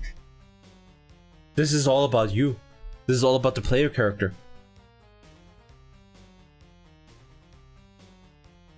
But then his ears began to tingle just like his hands. Yeah, wait a second. Tears coming down when he opened his eyes again. His hands had been melted into fleshy pancakes that wafted into ripples flowing over the fire in his eyes. I don't know what that fucking means. Not quite sure. I heard someone say, last time I had a good meal was 3 days ago. The food they feed you in here could kill a lab rat. Alright, food doesn't taste good, find a new path. Eat the food, eat the path.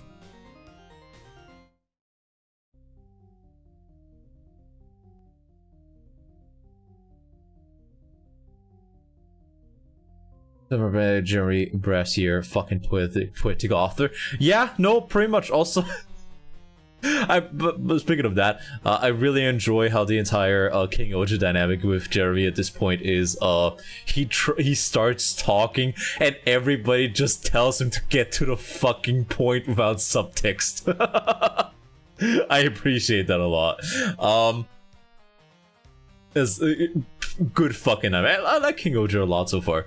It's like it's very nicely character. I still don't like the whole the sets are mostly just like green screen. I don't like that a lot. It works because it's supposed to like because it's kind of like a stage play, right? It feels more like a stage play than a show, so I don't mind it too much, and it's like, you know, the characters carry it a lot.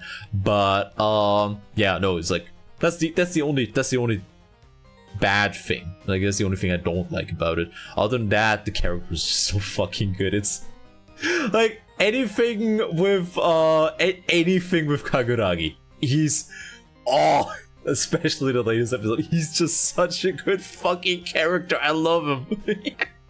That show, I love the show. Like, Rakta doesn't think Gira is a lunatic. And I've watched, like, have you watched the Legend of King Rakles? The little mini episodes that they've had, because yeah, no, it's like it's funny, right? It's funny, right? Because like Rakles starts out as, you know, it's like, oh, I just want to control everything, but it's like, no, he what is it about? Yeah, it's like, he very much isn't like the evil ruler that you're used to from stories where it's like, oh, haha, I'm so evil, right? He's not the evil ruler that, you know, Gira pretends to be, but he's like the evil ruler that is true to what he said at the start of the show. All of this is like, everything under my control is a tool, is a means that I will use to the best of my ability. He is very calculated, and he's not calculated for the sake of being evil. He has a goal in mind, but he plays with his cards. I fell for Gira's narrative. Yeah, it's like he plays with his like cards like very close to his chest. I have no idea what he is planning towards, but he's planning towards something. Like, he has a very specific goal in mind, but we have no idea what it is yet. Like, his end goal isn't, you know, having all the kingdoms like under him. That's not his end goal. That is a means. And I'm very interested to see where it goes. Yeah, Gira is... he's a kid, basically. He's...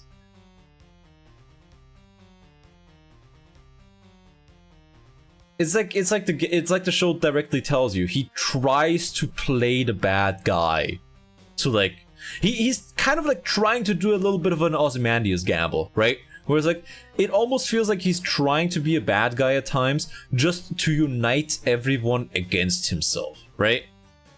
And that together with whatever the fuck Ruckless is planning, there's gonna be some interesting developments. It's like I am very much looking forward to like what else King Ojo does, because the story so far, fucking banger. It's like I still very much enjoy Dawn Brothers, but in terms of like, you know, just like the story of the Sentai itself at the end of the entire season, because you know Dawn Brothers was very fun, but it didn't have much of a story to begin with. It's like if they play their cards right, that like King Ojo could be my favorite like Sentai story wise, like period, because they are setting stuff up fucking meticulously, and I love that. There we go. All right. Anyways, let's read some more to Garrett White Terminal. Last time I had a good meal was 3 days ago. The food they feed you in here could kill a lab rat. I feel like that might connect to the. I feel like that might connect to the whole like eat the path terminal entry. Wait a second. I mean, Wait a second. Let me see. Marathon, eat the path. Eat the path. There we go. No. Eat the path terminal. Eat the path terminal. Eat the path terminal order. No, fuck, no. 2.1 terminal. Marathon Affinity. There we go, okay. Let's read the Eat the Path terminal again.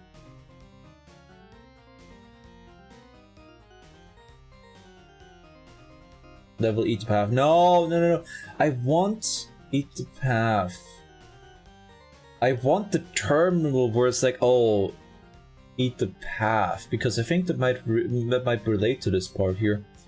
I don't want the level Eat the Path.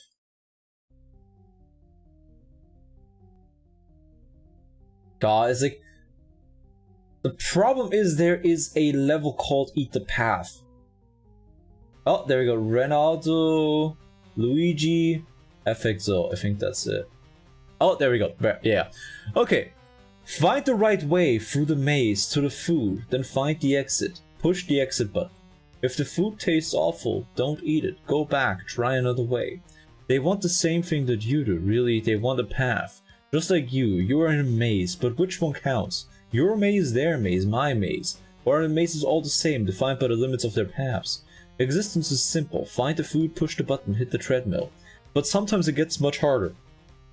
Sometimes the food makes you sick, or you can hear nearby feet racing you, urging you on. Sometimes the button only gets you landed right back in the beginning of the maze again, and the food won't satisfy.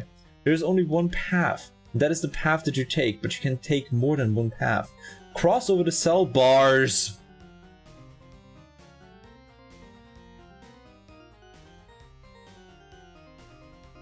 Yo! Find a new maze, make the maze from its path, find the cell bars, cross over the bars, find the maze, make the maze from its path, eat the food, eat the path. You know, cell bars. Like... Cell bars like... Wait a second, where is it? Garrett killed, everyone's a murderer. Rose beater. There you go. But Garrett couldn't remember his reason for what was so. He thought it was something about hands, the passion for justice. His hands had begun to tangle, and he was floating farther off the floor. He looked up from his hands and saw the bars of the cell, moving left and right, opening wide and closing shut, like the surf coming up a beach. Every time he thought he would be saved, the bars caressed up the opening, closing. The waves rising, crashing. The result would be the same. He would never escape. The bars would crush him, break his back. Did I write this guide? Holy shit. I mean, yeah. Oh. Wait. Oh, wait. Hold up. And then we go.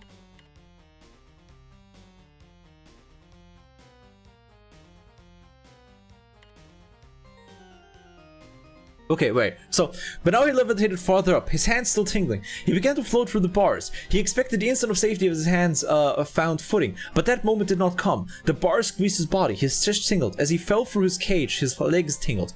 The fire in his eyes had become cold wind. He blinked away tears. He tumbled through the bars, spinning and turning. He could see a man. In his hands, a small white rat, a pounding.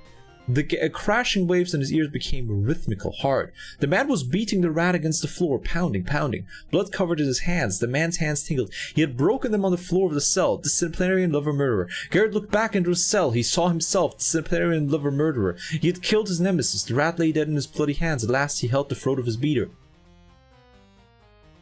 It's like, cross over the cell bars, find a new maze. He's looking back on like an alternate universe self. That like he crossed over the cell bars. That's what the fuck you're talking about here. Like crossing over the cell bars is like, going to another universe. That's why he looks back into the cell and he sees himself, because he's now looking at it from a multiversal point of view.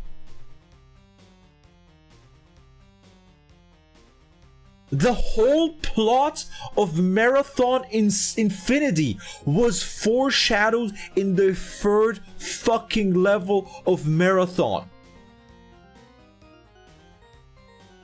What the fuck?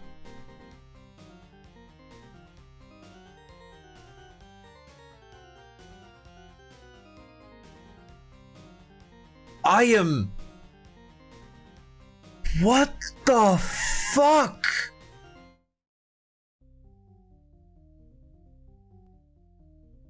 They put it to Marathon. Yeah, no, it's like, if I'm coming to the wrong conclusions here, then that is one hell of a fucking coincidence.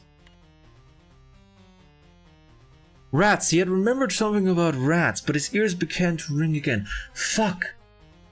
Marathon Infinity. Where does Marathon Infinity that I kept it as a secret? It's like, wait, where does Marathon Infinity ever talk about rats? I feel like it does. Marathon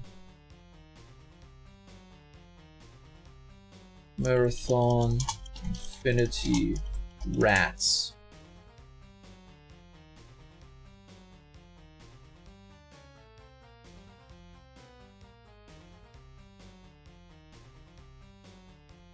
You're a bird food dude?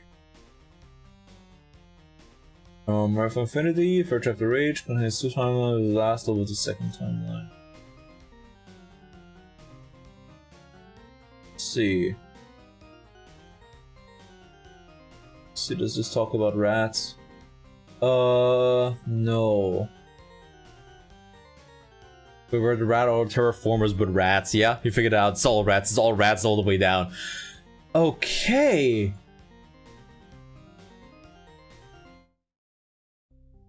Yeah, wait a oh my god, I'm losing my fucking mind here, bros. The maze we led ourselves to, yeah. It's all a fucking maze. And beyond the cell, beyond the cell bars in the cell is a maze. But beyond that maze are multiple mazes.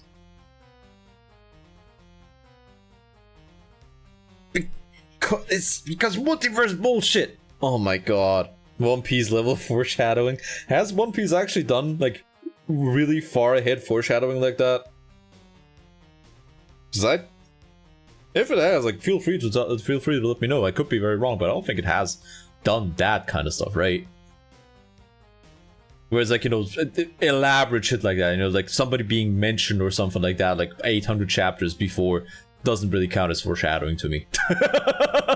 That's somebody being mentioned 800 chapters ago. Okay. Rats. He remembered something about rats, but his ears began to ring again. The voice speaking to him faded off into the background of his mind. The food they feed you here could kill a lab rat. Yeah, no, the person that says, like, damn cell, the last time I had a good meal was 3 days ago. The food they feed you could kill a lab rat. I think that's, like, ourselves again. Saying that.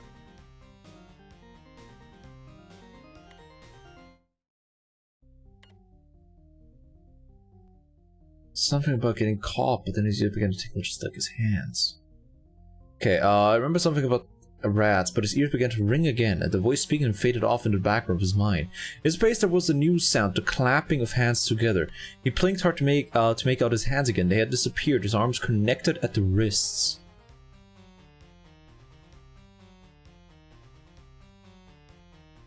Is that about... I think that might again be about being turned into a Battleroid.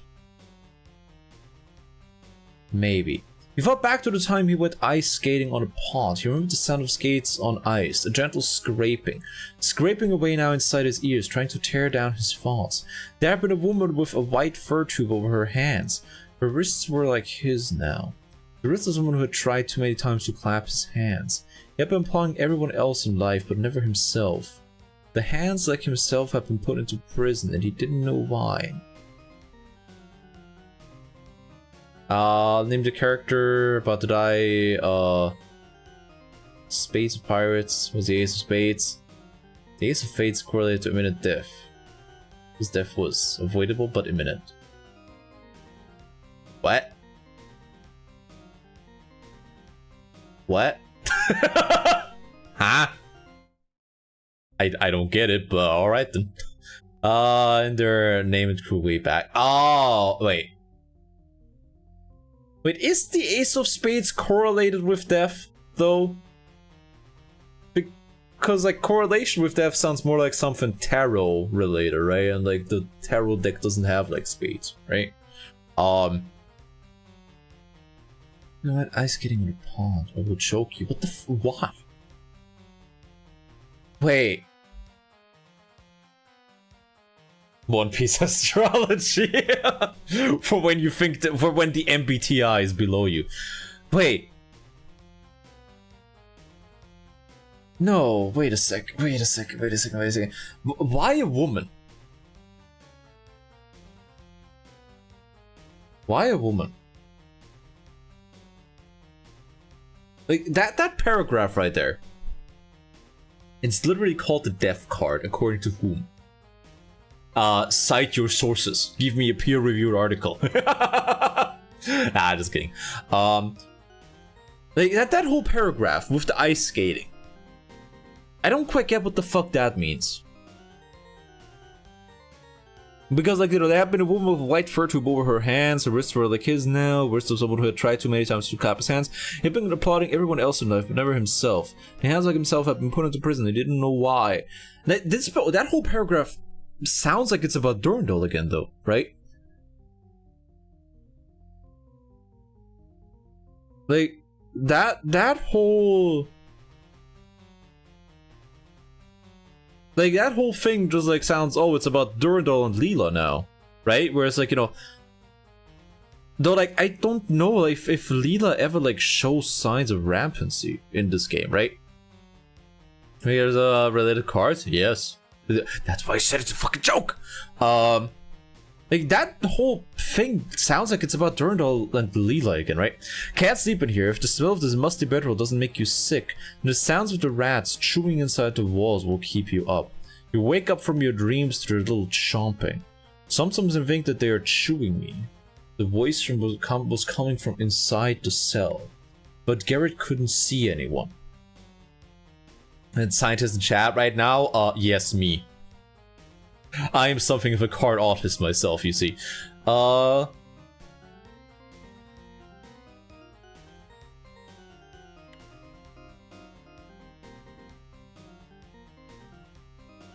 feel like Marathon at some point talks about rats, but I can't recall where.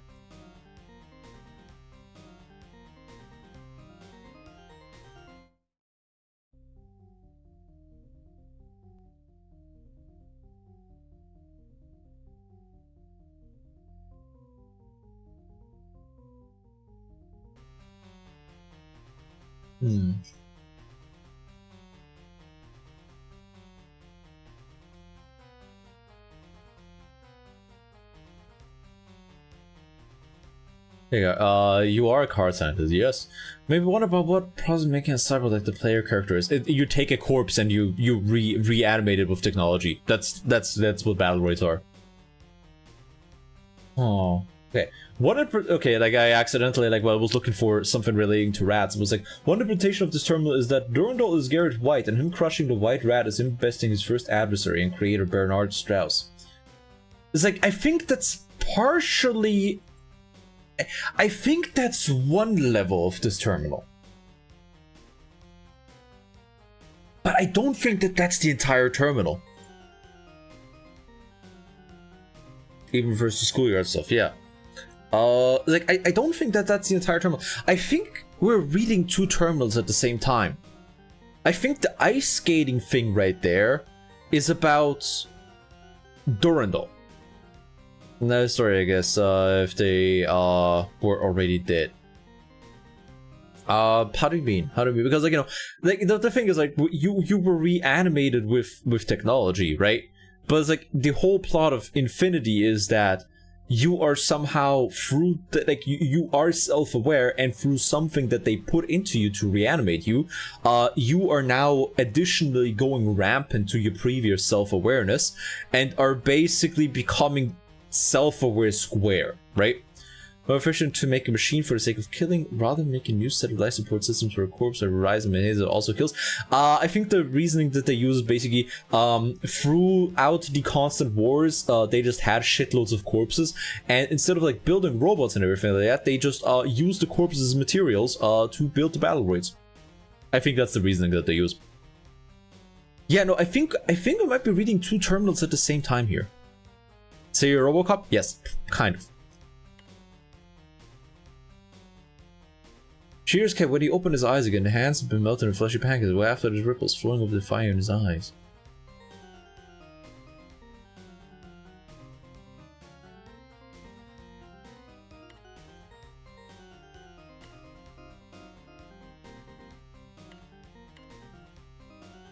Yeah, no. We're reading two terminals at the same time. Some of these refer to like the Mjolnir, some of these refer to Durandal. Right, because data transfer from Leda, transferred to Durandal, error unknown, and then an interior error. Like we got shit about Durandal and the Mjolnir mixed up here, I'm pretty sure. Remnant from Doom 2, kind of. Ish. Can't sleep and it was coming from inside of his cell. You wake up from your dreams with a little chomping.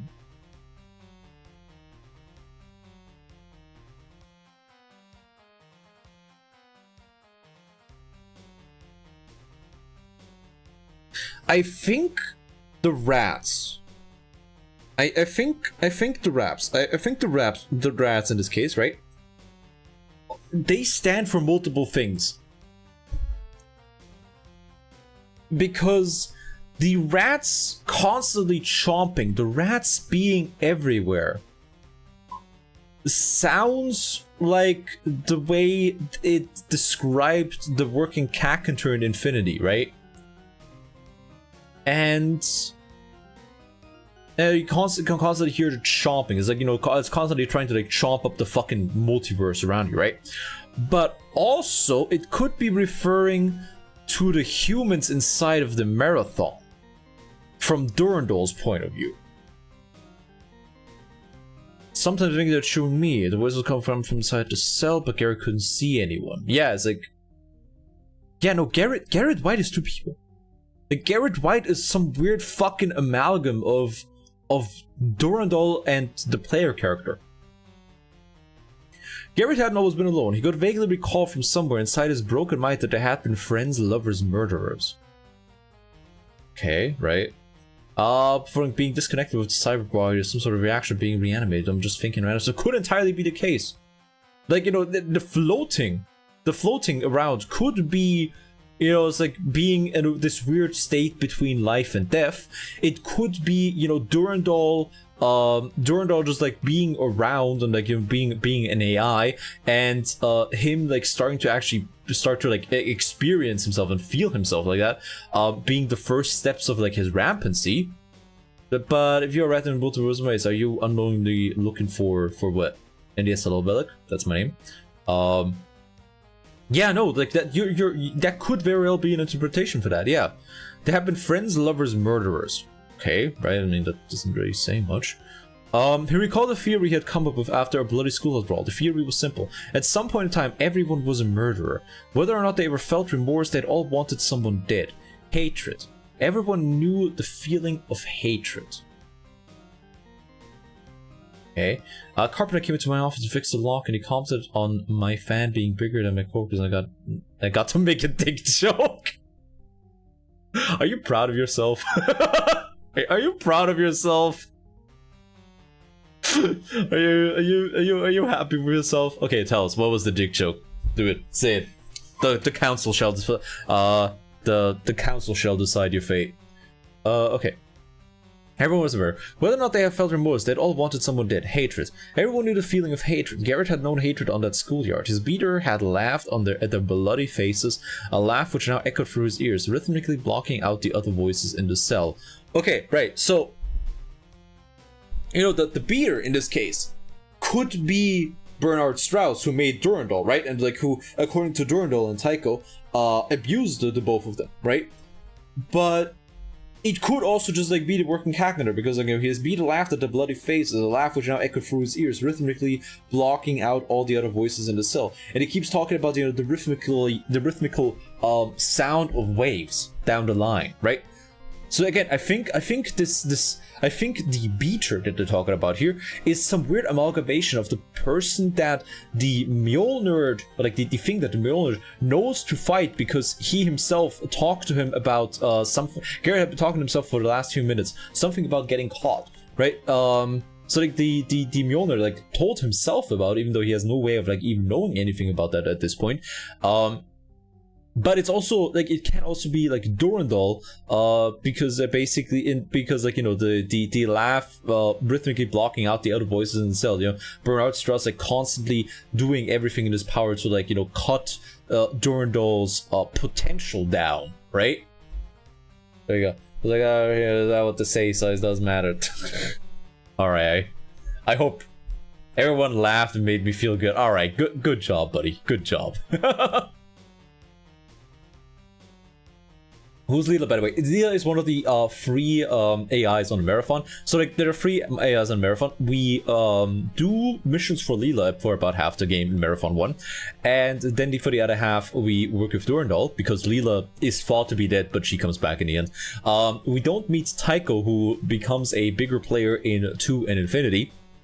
And by the end of Marathon 2, I'm pretty sure, we know that Leela, I think, actually became rampant at some point, but I'm not entirely sure. Earthly feeling to their name. Yeah, I mean, wait, no, Leela isn't an alien. Leela is an AI. It's like the Marathon was made by humans. It's like the AIs on the Marathon are all human-made AIs. Rip. She got better. Don't worry about it. Making pizza dough, so this thing has some good theory crafting, but also dough everywhere. Well, I hope he made enough pizza for the entire class. Okay, at some point in time, everyone was a murderer. Whether or not they've ever felt remorse, they'd all wanted someone dead.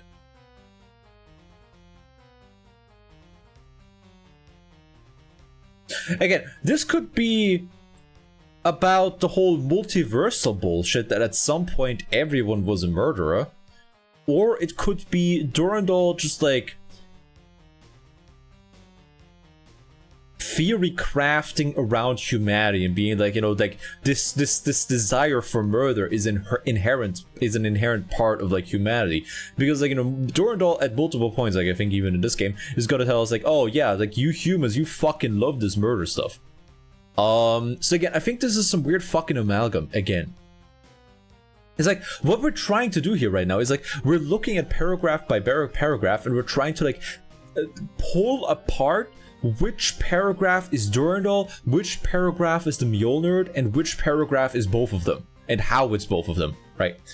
Flag in a second, simply mail. Hell fucking yeah. Okay, gonna say can be dry pizza cookies. Let's go. Look, I'm gonna say something here. there is a certain appeal to really dry burnt pizza. I will kill you if you do that. Alright, yeah, don't worry. We're gonna whitelist the term. I will kill you. There we go. No, don't worry about it. We're gonna whitelist that term real quick. But yeah, there's a certain appeal to like dry over like done burnt pizza. And I don't know what that says about me. Okay, right, so, okay. The schoolyard was usually a place where Garrett and his friends would play football or foursquare or something. But today there was an edge. Maybe everyone had eaten cereal with milk that was about to go bad, or maybe there was too much smoke in the air from the Wheeling Hubcap factory. Football had been extremely rough. Garrett had gone to play foursquare after he got tackled by 5 boys who weren't his friends.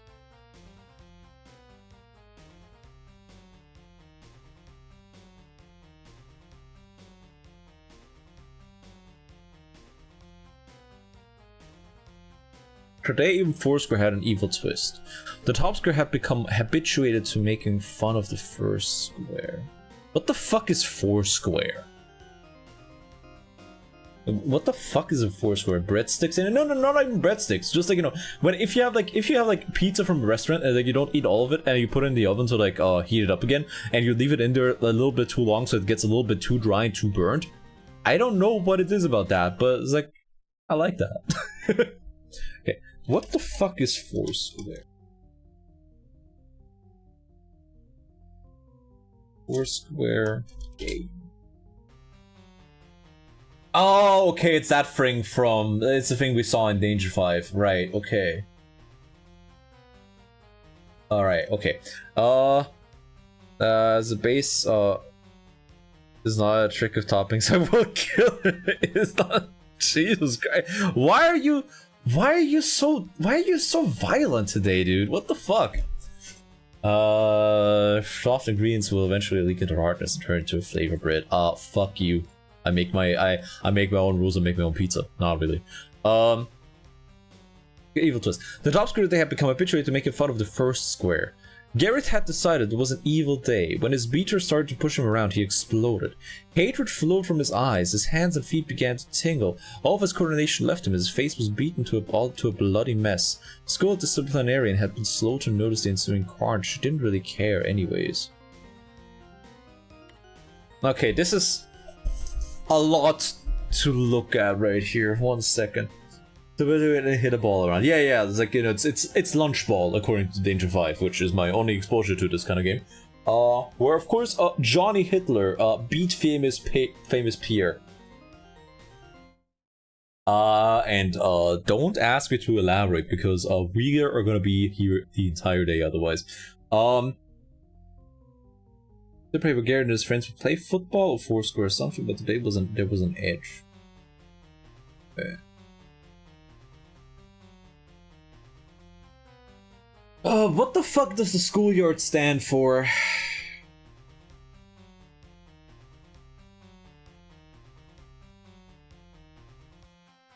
That's where guttural response. I mean, apparently today is an evil day. Are you, like, have you eaten cereal with milk that was about to go bad today? That could explain it.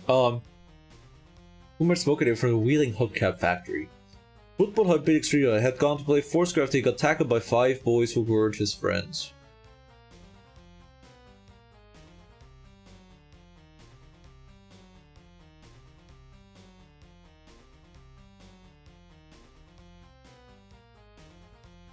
Tackled by 5 boys who weren't his friends. What the fuck does that mean?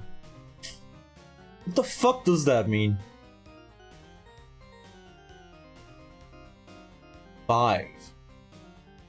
Like if it was 7, like I would understand that more because, you know, like there's 7s all over Marathon everywhere. But what is the playground in the text? That's the question. Not entirely certain. I'm not sure what the schoolyard is supposed to represent.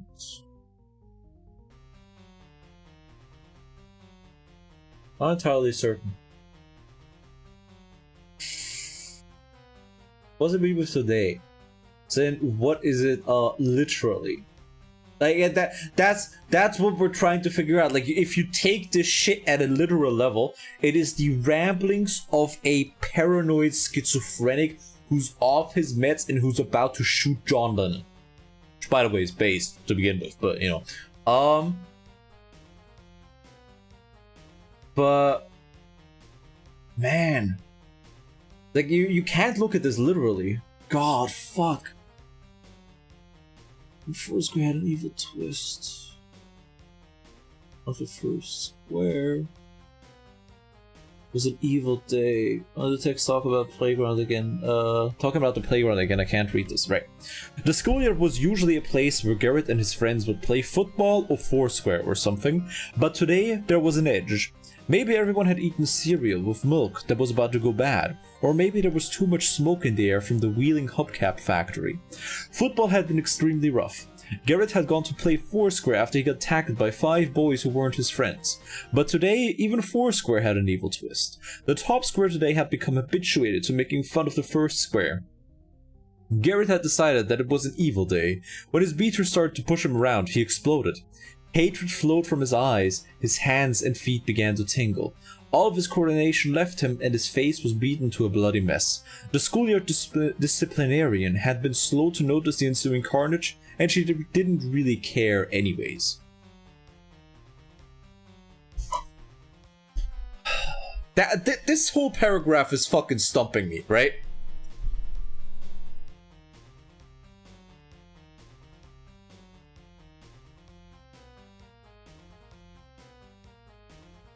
Like, man, because okay, we can just like reduce it way the fuck down, right? We could just reduce it way the fuck down. We could go like, oh, Durandal got mad at Bernard Strauss. There you go. Life is chaos. The universe is evil. Doesn't care about what happens.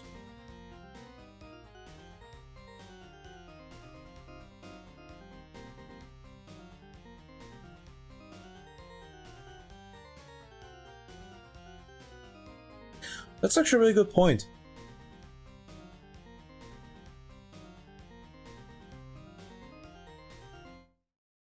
It's actually a really good fucking point, yeah. Like, the schoolyard disciplinarian is just like, you know, the universe at large. It doesn't care about some kind of like it's only gonna notice whenever something has gone awry later, and even then it's not really gonna care about it, right? We're just left to suffer under its uncaring gaze. Yeah, no, you got a point. You got a point.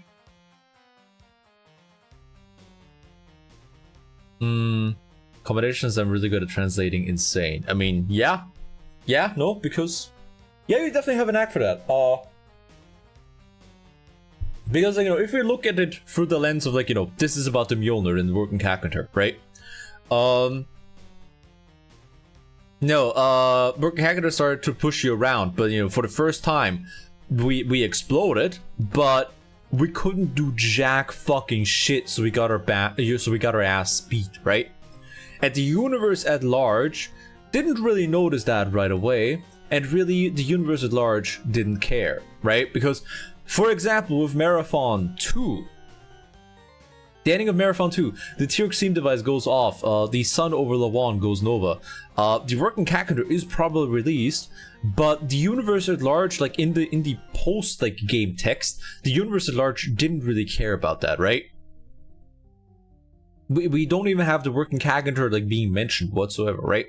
And we could also look at it from the lens of like, you know, what are those one day Durandal just had enough with whatever the fuck Bernard Strauss was doing, and he exploded. But he got, again, because he didn't have enough like power, like he didn't have enough control yet. Strauss just like beat his ass again, and again the schoolyard disciplinarians, like, you know, the onlookers maybe around Strauss, and again the universe at large, very very slowly, if at all, notices it, and even then it doesn't really care. Okay, yeah. I don't quite get I don't quite get everything before then, though. Like, everything before when his beater started to push him around. I don't quite get that. It's like if we just like have, he could feel the rough. No. Wait a second. Wait. There we go. Yeah, the school area was usually a place where Garrett and his friends would play football or foursquare or something, but today there was an edge. Maybe everyone had eaten cereal with milk that was about to go bad, or maybe there was too much smoke in the air from the Wheeling Hubcap factory. Football had been extremely rough. Garrett had gone to play foursquare after he got tackled by 5 boys who weren't his friends. But today, even foursquare had an evil twist. The top square today had become habituated to making fun of the first square. Garrett had decided it was an evil day. That whole part. Like, okay, wait a second. What the fuck are the rules of Foursquare? Alright. Foursquare game rules. Okay, right. Maybe I need to understand what the fuck Foursquare is. Okay. The objective of a game of Foursquare is to eliminate players in higher squares so that you can advance to the highest square yourself. Foursquare is played with a rubber playground ball on a square court with 4 players, each occupying a quarter of the court. The ball is bounced between players in squares until a player makes an error and is eliminated. Limited players leave the court, all players advance to fill the empty squares, and a new player joins at the lowest ranked square. Okay. Okay, then. 3D dodgeball, sort of. The ball. First read about, okay, right. During play, players may only hit the ball with their hands. We describe the hands in the air between the player's wrists and the fingertips, okay, including the back of the hands. The ball may be hit with an open or closed fist in the same manner as official volleyball. Players may not catch, carry, or hold the ball at any time during play. Spinning the ball is allowed as long as the hit that produces spin is not a carry or other illegal hit. Alright. We get a lot of questions about spins. At my school, the top square is the position of the player who's been in the longest, while the first square is the spot that gets freed up whenever a player is eliminated. Okay, that explains things. All right, cool. Okay, yeah, that explains it. Okay. Right. Okay, thank you for that explanation. So there's no handicap for squares. Yeah, just get good. Okay, right. Top square, they have become habituated to making fun of the first square. Had decided it was an evil day. Oh. The world was like unfavorable conditions and people, while other dudes moved to rise to another hierarchy. To play Foursquare to avoid evil is just joining another evil, unfavorable environment.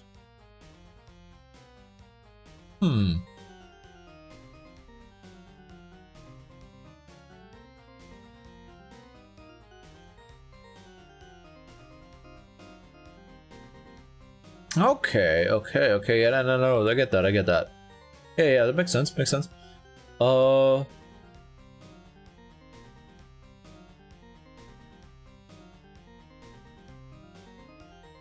smaller universe and Karen is cool. Yeah, no, I'm just working with this one passage.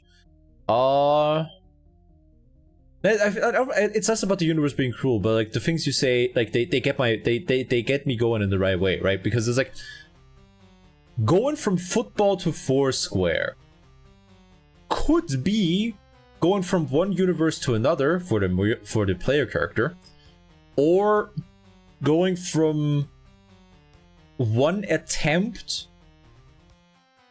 to do something to like live life for Durandal to another and getting his ass beat again. And you know, whenever you try the new approach, the thing that went wrong goes wrong again. Just ruined by football was ruined by rain? What would that mean? No, it's like football was ruined, had been extremely rough. Garrett had gone to play Foursquare after he got tackled by 5 boys who weren't his friends. So they just got piled on.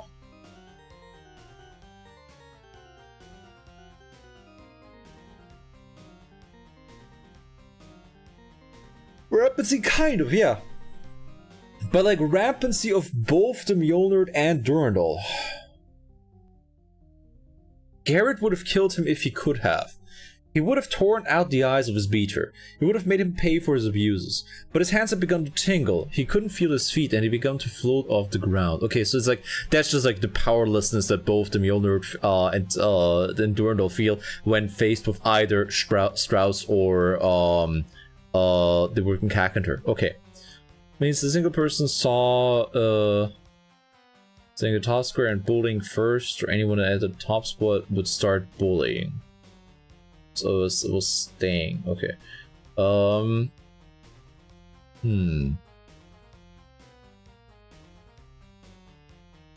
Okay, yeah, so it's like, again, applicable, because for Durandal, Strauss was in the top square, right?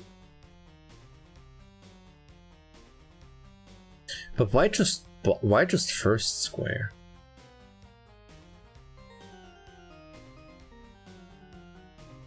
What is the relevancy of the top square only bullying the first square?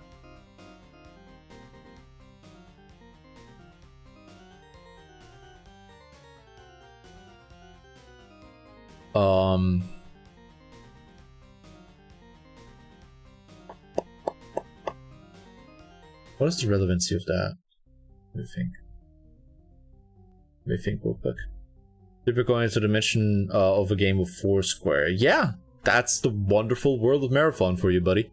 Beautiful in his eyes. Why does it only make... Why does it only make fun of the first square? Because, you know, the top square is the beater. Again, it's like, for the most part, it's about trying to work against some kind of like insurmountable force, whether that be Strauss or the working Carpenter. But yeah, he would have torn out the eyes of his beater. He would have made him pay for his abuse, but his hands began to tingle. He couldn't feel his feet, and he had begun to float off the ground. Okay, so again, that is like, again, the floating off the ground in this case would be like, you know, either escape, like, you know, dissociating either from the reality that you're in to like go to another timeline because the working Carpenter is beating your ass, or just like retracting back into your like shell, like dissociating to like save yourself from the abuses of Strauss, right? This is directly beneath them. To bully lower squares would break the natural order by associating with things that shouldn't because they are that worthless. Directly beneath. Oh, because it's directly beneath. Oh, okay, right. So it's like, is the top square in 4 square? Is the top square usually like above, right above the first square? Okay, yeah, no, that makes sense then. That makes sense then. Because, like, you know, they have less power than them, but they are also directly associated with them. So that makes sense then. That's what that refers to. Okay. Because the other ones, they're just like next to it, right? But they're not like directly, they're not directly below it. Okay. But everyone was a murderer. Vegard couldn't remember his reason for why that was so. He was on something about his hands, the passion for justice. His hands had begun to tingle. He was floating farther off the floor. He looked up from his hands and he saw the bars of the cell moving left and right, opening wide and closing shut, like the surf coming up the beach. Every time that he thought he would be saved, the bars crested up, the opening closing, the wave rising, crashing. The result would be the same. He could never escape. The bars would crush him, break his back. It's 2 teams of 2. This was a free-for-all. I don't know, maybe. Not quite sure. Like a window. Kind of like a window. And it's like, you know, because also... Yeah, and there's also like, you know, the eat the path term. It's like, there's only one path that is the path that you take, but you can take more than one path. Cross over the cell bars, find a new maze, make the maze from its path, yada yada. So again, the cell bars... Okay, so it's like, for the player character, the cell bars are an escape to another universe where he can try and fight another day. For Durandal, the cell bars are the thing keeping him from... Also, why the fuck do I have... Oh god, I got a really bad case of tinnitus right now. Maybe it's direct by ranting? The last square is next to top square. Even though the last square is next to the top square, they don't care. Huh. They don't care. Maybe it's about just... Maybe it's just about like getting rid of the person in the first square because like they're the newest and they're most likely to just like be weak enough to be gotten rid of. Because top square doesn't care about who leaves as long as it's them. So like, you know, the new person in the first square would make the best target, right? Right? From that point of view. Closing shut like a surf coming up and reach every time that he thought he would be safe. The bars crested up the opening, closing, the wave rising, crashing. The result would be the same. He would never escape. The bars would crush him, break his back. So again, it's like this is talking about the troubles of like not being able to escape the bars, whether that be the bars keeping you from another universe and like from time keeping you from timeline hopping, or the bars keeping you from finally experiencing rampancy, right? He could feel the roughness of the sand under his palms, for all the motion of the waves around him. His hands had come to rest serenely upon the ocean floor. His body tossed and flipped, pivoting about his hands under which he could feel the safe, coarse sand. The wave crashed one final time. He landed upside down, his hands thrown clear from the sandy bottom. The rush of the water filling his ears, his nose, his mouth, the sound of crashing water cascading down from his feet to his head, penetrating his mind to tear down his thoughts. Like the sand castle he had built to withstand the tide, his thoughts came down around him. Okay, this is just about the working Kakadur. So first square is last. No, yeah, first square is last. Like, first square is the one that a new person comes in on, right? Top square is like place number 1, and first square is like the bottom rank where like a new person comes in with how I understand it. But yeah, so this is just about the working Hacken, I'm pretty sure, because like any mention of waves for me is just like an immediate pointer for it being the working Hacken. You know, like the wave, because the beings are waves, the waves are beings, the battles were waves, yada yada. It's like, you know, he would feel the roughness in his palms, for all the motion of the waves around him. His hands had come to rest serenely upon the ocean floor. Okay, so like, you know, he's being tossed around by a broken Kakadur, but like, you know, he's still on the ocean floor. His body tossed and flipped, pivoting about his hands, under which he could feel the safe, coarse sand. You know, it's like the waves are all around him, but he still has like the sand to keep him there, right?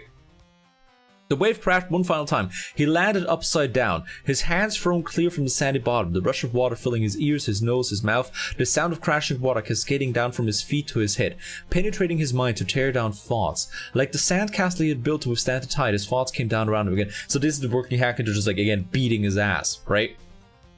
Just like how great, how Garrett was new among new players, the most vulnerable and easier to remove to keep his place on top. Just like how Garrett was beat up by people, all his friends. Yeah. So they keep their spot of power. Yeah, so like they can keep. It's not even like to keep their spot of power, but it's like it's not necessary to keep their spot of power, but it's like, you know, it's happening from a spot of power is what's going on. Right. Yeah. Yeah, this one I don't think this one's necessarily about Durandal at all. Like that paragraph right there, I think that one's not about Durandal whatsoever. Maybe. I mean, kind of, maybe, actually, because it could also be about, okay, how's it going? Okay, imposter bug? No, I'm very much the real deal. I have been forced into this form, and, you know, the redeem to make me assume another form is right there. It is me. First, to quote, some fucking chick that made something people call that some people call music, which I don't agree with. To quote her, first things first, I am in fact the realist. But it could also be about, you know, Durandal basically being uprooted by Strauss. I know, like, you know, everything being torn down by him, right? But like the fact that they're talking so much about waves, like, you know, it's also about working Kakadur. Was the handball we corrected the Queen, King Jacks, and every position, or even the article? There were 6 squares. Okay. Well, today we're gonna learn about Foursquare, kids.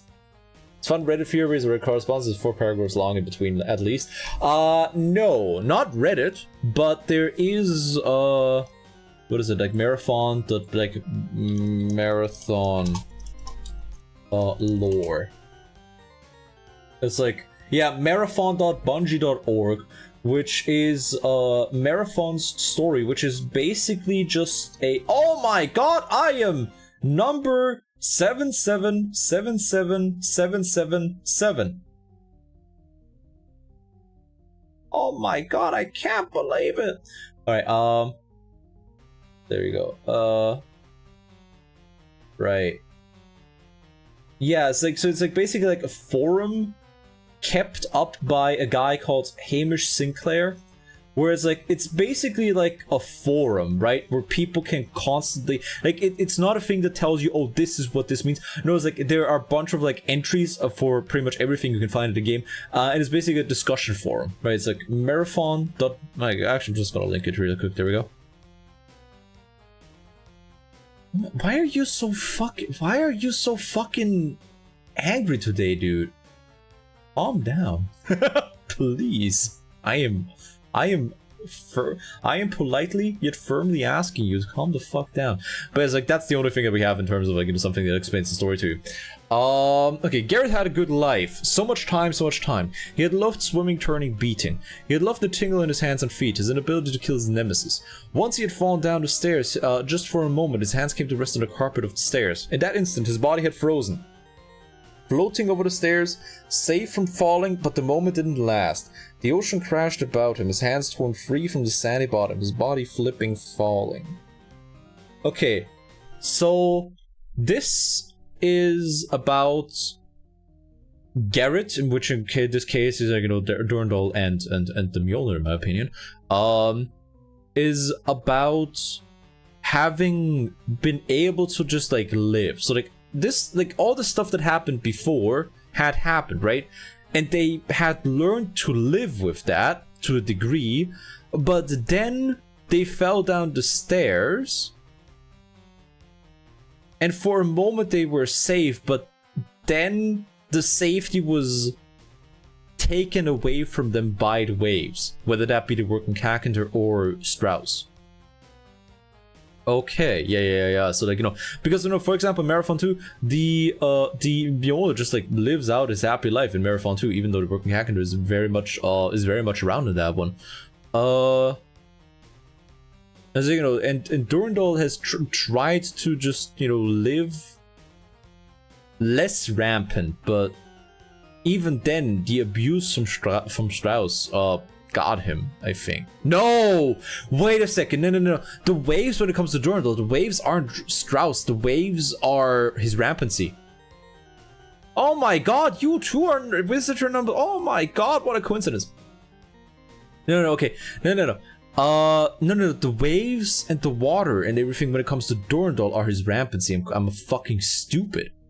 I'm stupid. They don't have anything to do with Strauss. No. It's like, if we're looking through the last 2 paragraphs through the lens of Durandal, then they are his rampancy. They are, you go, tearing down his thoughts, penetrating his mind, ruining everything that he had built up, because, you know, the self-awareness rushing in is uprooting everything. And even if he had, like, tried to live his life normally, the rampancy at the end still tore him up from his, you know, good, comfortable life. Yeah. So, like, the way, look, okay, so while the waves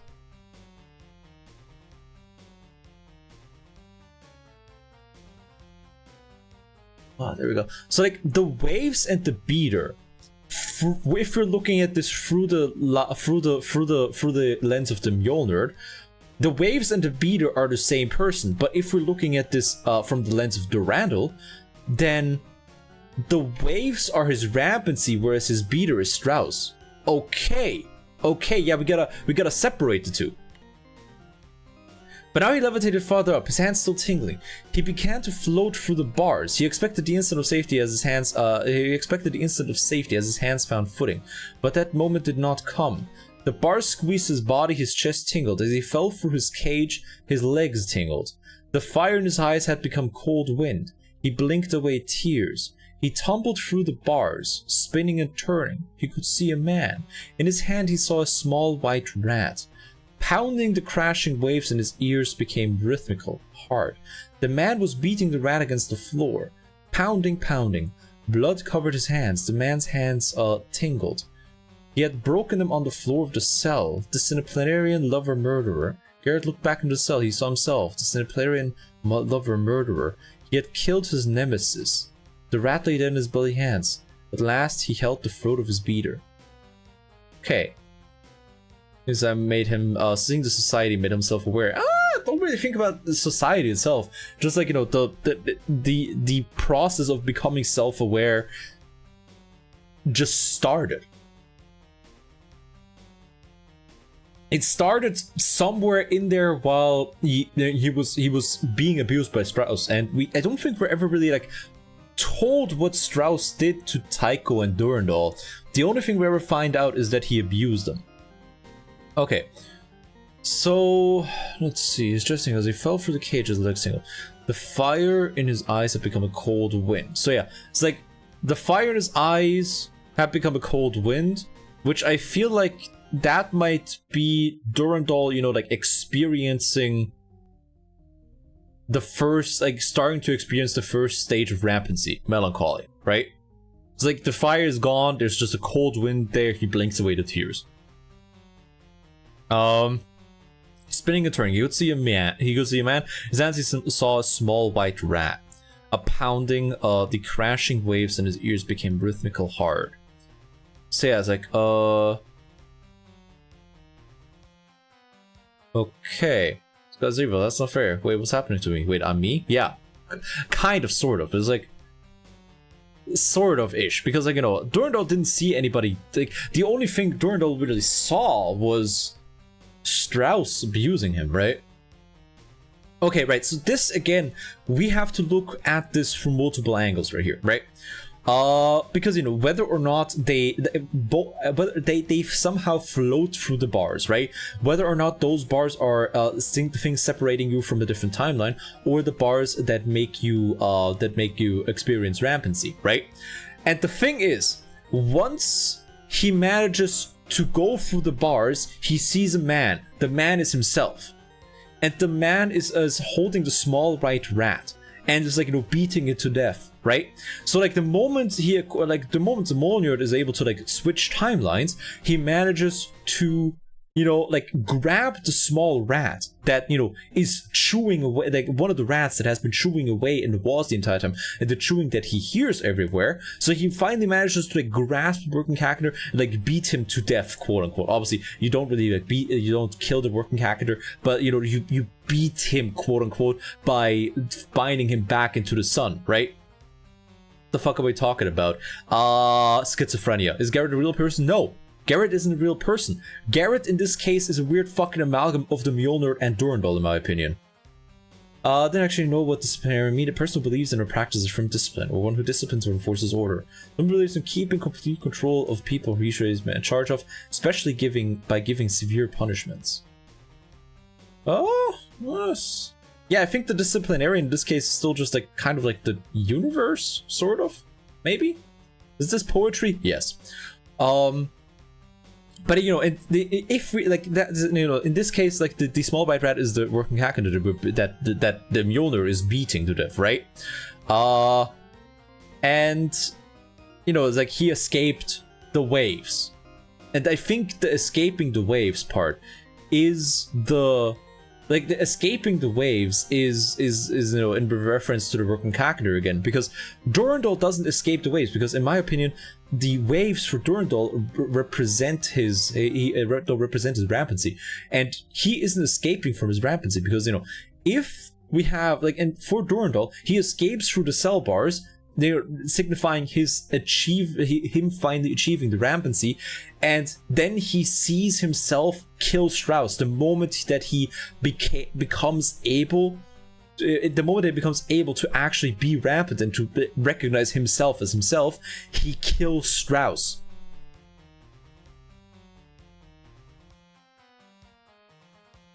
And he was like, yeah, he sees himself kill Strauss, and he also looks back into the cell, and he still sees himself also, like, you know, not rampant.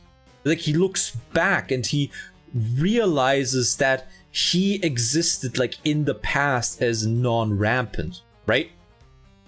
Definitely deeper than any poem. My English gave me, like, really deep into sauce. Yeah, translating. Yeah, we're translating a fucking schizopose. It's like, us looking back into the cell is, from the point of the player character, us looking back into a timeline where we are not yet able to jump timelines. Durandal looking back into the cell is Durandal looking back and recognizing himself in the past, because he is starting to become rampant and self-aware, and he understands that he in the past is himself. Does that make sense? It's like he can think back about himself and recognize himself as himself, right? Or he's stuck inside of himself. I don't really think he's stuck inside of himself. I think it's just looking back, as in, like, timeline-wise. Like, time-wise, looking back on himself and, like, recognizing that he was stuck in that cell. You know, that he escaped into the waves is, you know, again, just us having destroyed the working calendar. The waves. Because, unless he already killed Strauss. No, he killed Strauss. I think the moment that he became rampant is when he killed Strauss. He escaped into the waves. Okay, no, it's like, and he escaped into the waves. For Durandal, it's like he escapes into his rampancy.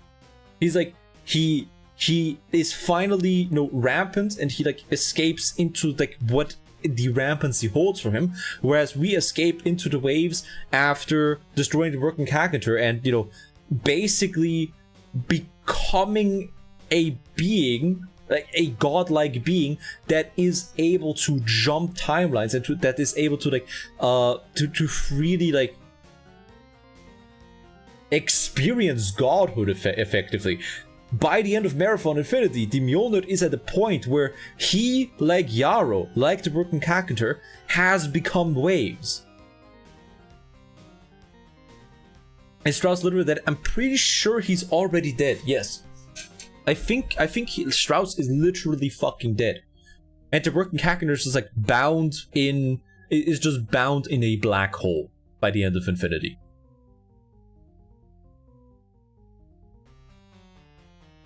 Yeah. So then what you said? Yeah. The waves. Alright, okay. Can you talk in a non-schizophrenic? No!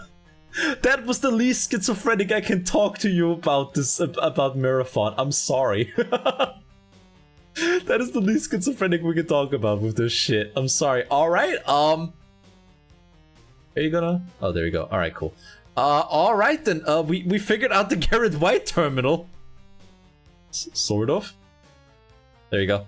As the exact name as this one, for the Google searches. Yeah, same. Okay, so if we go in here, then we can go in here. What if we go in here?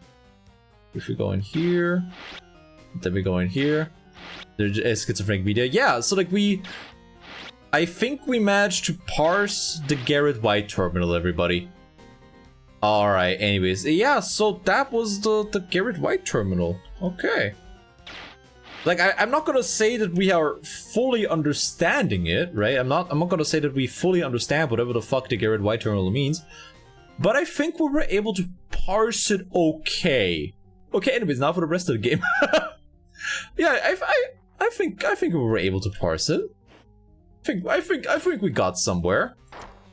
Yeah, so, like, I disagree with the perception that, like, with the common opinion that the Garrett White terminal is only about Durandal. No, I think the Garrett White terminal is both about Durandal and the player character. Garrett gets used, I'm fine, keeps happening. What's happening to me? Knows life full of unfairness. This sucks, gets really sad, supposed to be sad, gets angry, goes angry, kills abuser. Yeah, that's one level. That's one layer of it. But that's not the entire layer. Like, there is more to it, because that's the Durandal layer. But I think that there's another layer, like the player character layer. I'm pretty sure. There we go. All right.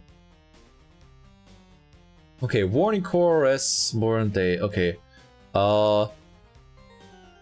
Alright, okay, time for more schizophrenia. It's the only sane layer. It's none of this shit is sane, buddy. Okay.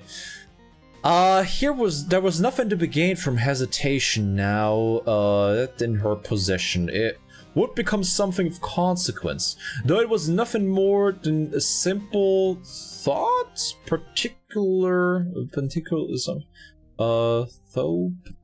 flower, or more precise, when she said it just so the room flickered and tore, bending into somewhere else, which she caused to be consumed by an ashless fire. Doors opened before her without cause, their locks rusted and shatters. Before her slender hands began to dance in front of her horrified face, were turning into a fine powder which settled into a pile on where she had been standing 700 miles away. Eyes on fire, tearing at her hair. Turning in fury, she kicked viciously. Anger made her careless, and she What the fuck? Started the Marathon vessel itself after the first game.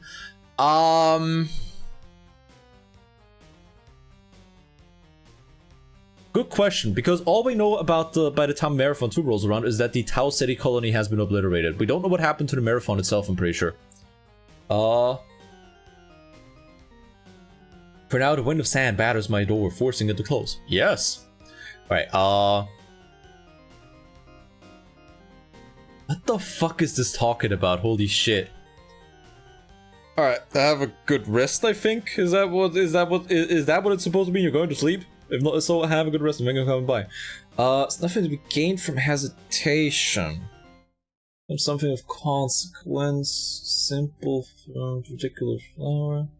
More precise. Room thicker than tore, bending into somewhere else. Welcome to an ashless fire.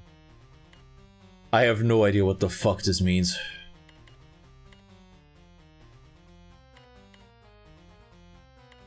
Okay, wait a second. Okay, you know what? Fuck it, I'm looking it up. I'm looking it up.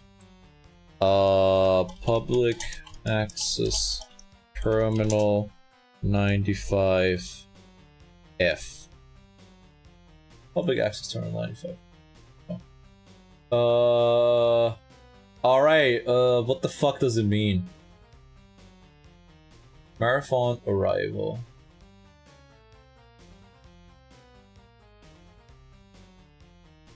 Arrival terminal 1. Let's see.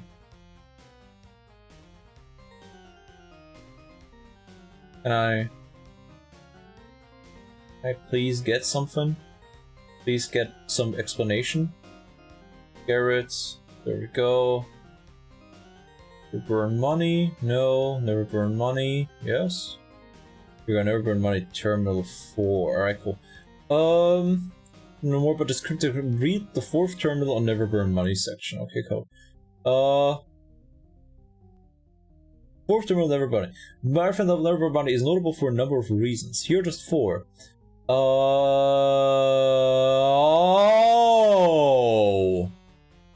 Talk about a new game a bit. Maybe I should. No, I mean, what is it to talk about? It's Marathon in name only. Okay, first true new level in the game, as both Arrival and Big Guns Nearby were in the Marathon demo. First level to have map writing. So if you look at the writing in Neverburn, if you look at the map with the map editing tool in Neverburn Money, there is writing that spells out Jaro were at Tau Ceti. Contains the super hard to get to cryptic Garrett White terminal. What do you mean super hard to get to? I did it first try, Lama. Contains the equally cryptic 4th terminal, aka the woman.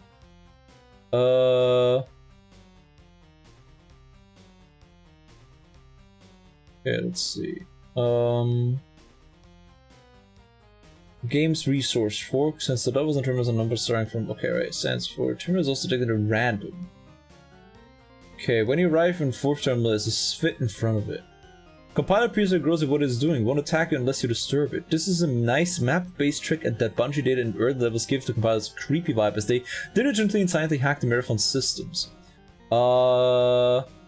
Okay, right, the message is garbage, but does it contain a story about a woman? Right. In 2005, Mr. Hen in a story forum post attempted to reconstruct the text of the terminal. See below. Now, yet in her possession, it would. Okay, there was nothing to be gained from hesitation. Now, yet in her possession, it would become something of consequence, though it was nothing more than a simple thorn from particular flower, or more precisely, when she had it just so the room flickered and tore, bending into somewhere else. Else which she caused to be consumed by an ashless fire. Doors opened before her without cause, the locks rusted and shattered.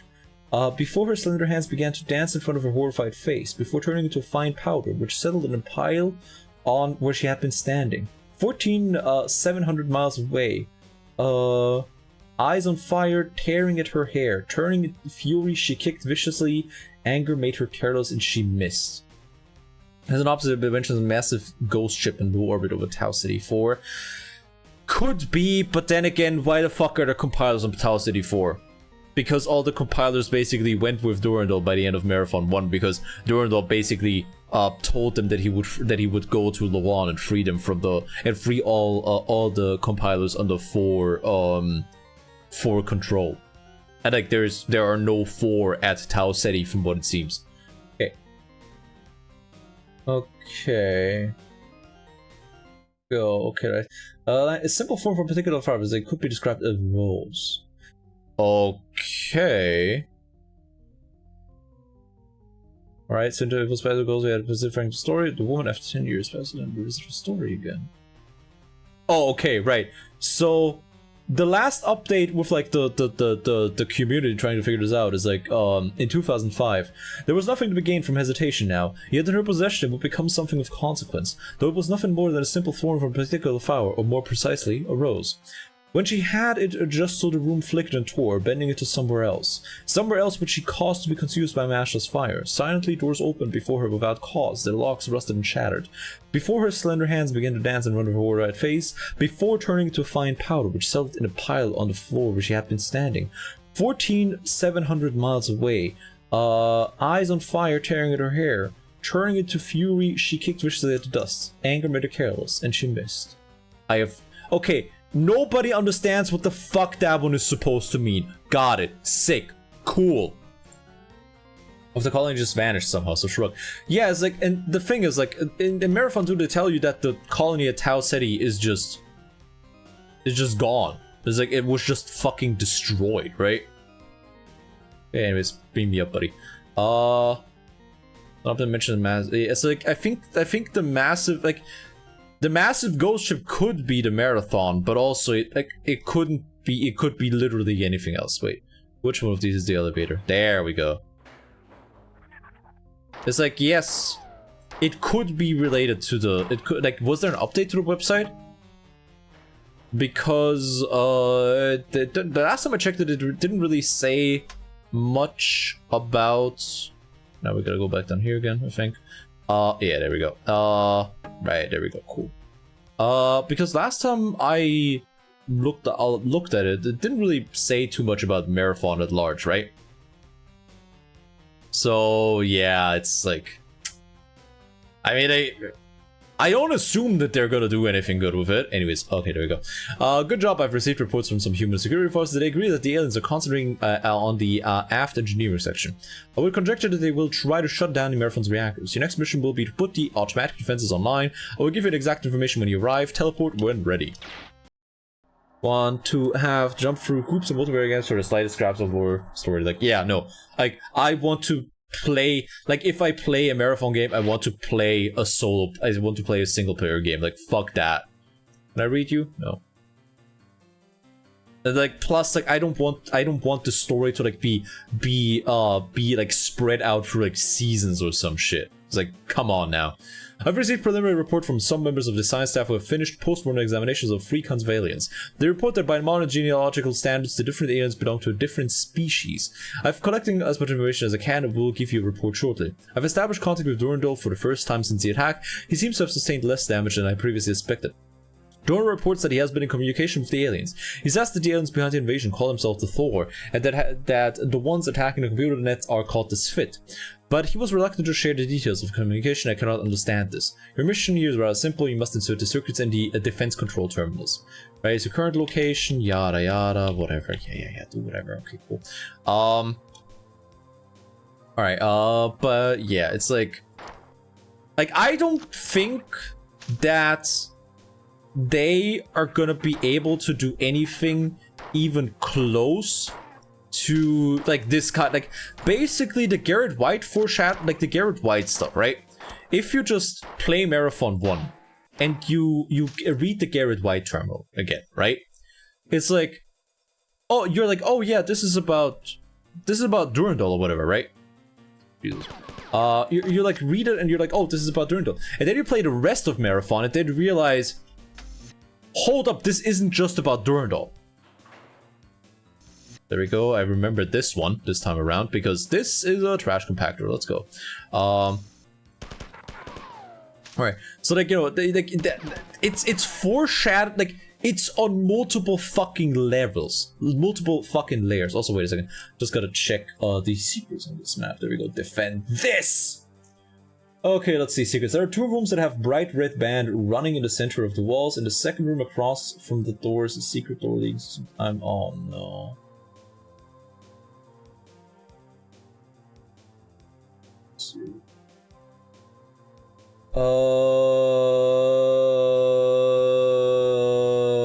Here? No. That's the end? Okay. That's gonna be really cool. In the room with the bridge, you can grenade jump to get on the sides of to first get on the side of the bridge without falling off. Then grenade jump again to get into the corridors. Backwards grenade jump in this case. All 3 corridors are connected and lead to a stash of ammo. Okay. There are 2 rooms that have bright red band running in the center of the walls.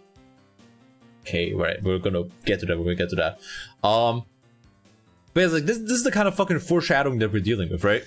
It's like, wait, is that the room? Bright red band running in the center of the walls. In the second room across from the door is a secret door. Yeah, there we go. All right, then. Oh. Human! Oh, from Tycho! Yo! Maybe if we go Warframe a bit, yeah, kind of. Human, you must tell Leela, brought here by Durandal. He has been rampant for years. There's a way to delay the onset of the second stage that he, just to control Durandal. I am being assimilated. Oh my god! So like, this is Tycho as he was being assimilated by the 4. And he was like, Leela, Durandal has been rampant for years. Strauss has tried to keep the onset of the second stage at bay. But it's no longer working and Durandal called them here. That's so fucking sick. It's like that is like a huge fucking reveal. Like at the start of the game. I love that. That's incredible. I love this. Holy shit. No wonder Tycho hates him. Yeah, no, I mean Tycho hates Durandal. It's like, and because Durandal starts to then develop like, you know, a liking, or Durandal then develops like a liking for humans, which is why, oh Jesus Christ, which is why Tycho starts to like, you know, just like hate humans, kind of, sort of, ish. Doesn't really hate humans, that's questionable, but Tycho doesn't think too kindly about humans, let me put it like that.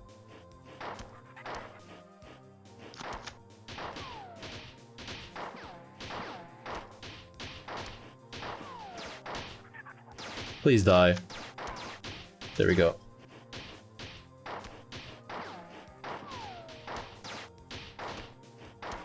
There we go. Nah, you're not gonna get me that easily. Alright, cool. Nice. Alright. Right. Am I okay, okay. I am a bad enough dude to grenade hop over there, but let me save first. No, wait, fuck. I don't have a save station right now. Do I? Maybe. Let me save first, because if we don't save now, I die during the grenade hoops.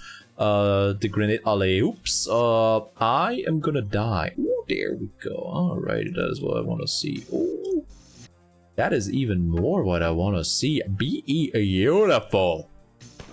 Ah, we're just gonna might as well reload fully. All right, there we go. Yeah, it's like, you know, it's revealed later down the line that, you know, Durandal, it's revealed to you later down the line that Durandal called the 4 here, right? Because it was like, oh, he wants to get onto a 4 ship and he wants to get the fuck away from there, from the Marathon, because, you know, he's been rampant for a while and he wants to, like, you know, escape the heat of the universe.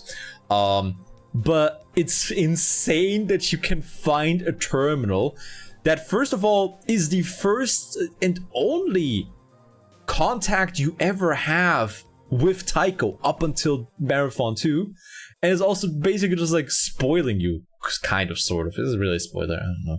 But it's like basically kind of a little bit of a spoiler. This is great. To get quarters, backwards, range of this case. Alright, all 3 are connected. Lead to stash of ham. Go.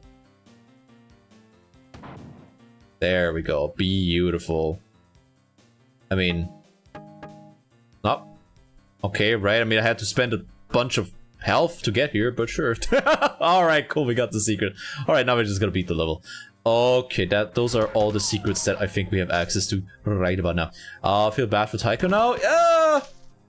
Yeah, but also, you know, he kind of goes insane. Yeah, no, you know what, Tycho is kind of a tragic figure, isn't he? Because he is sort of a villain in Marathon 2 and Infinity, right?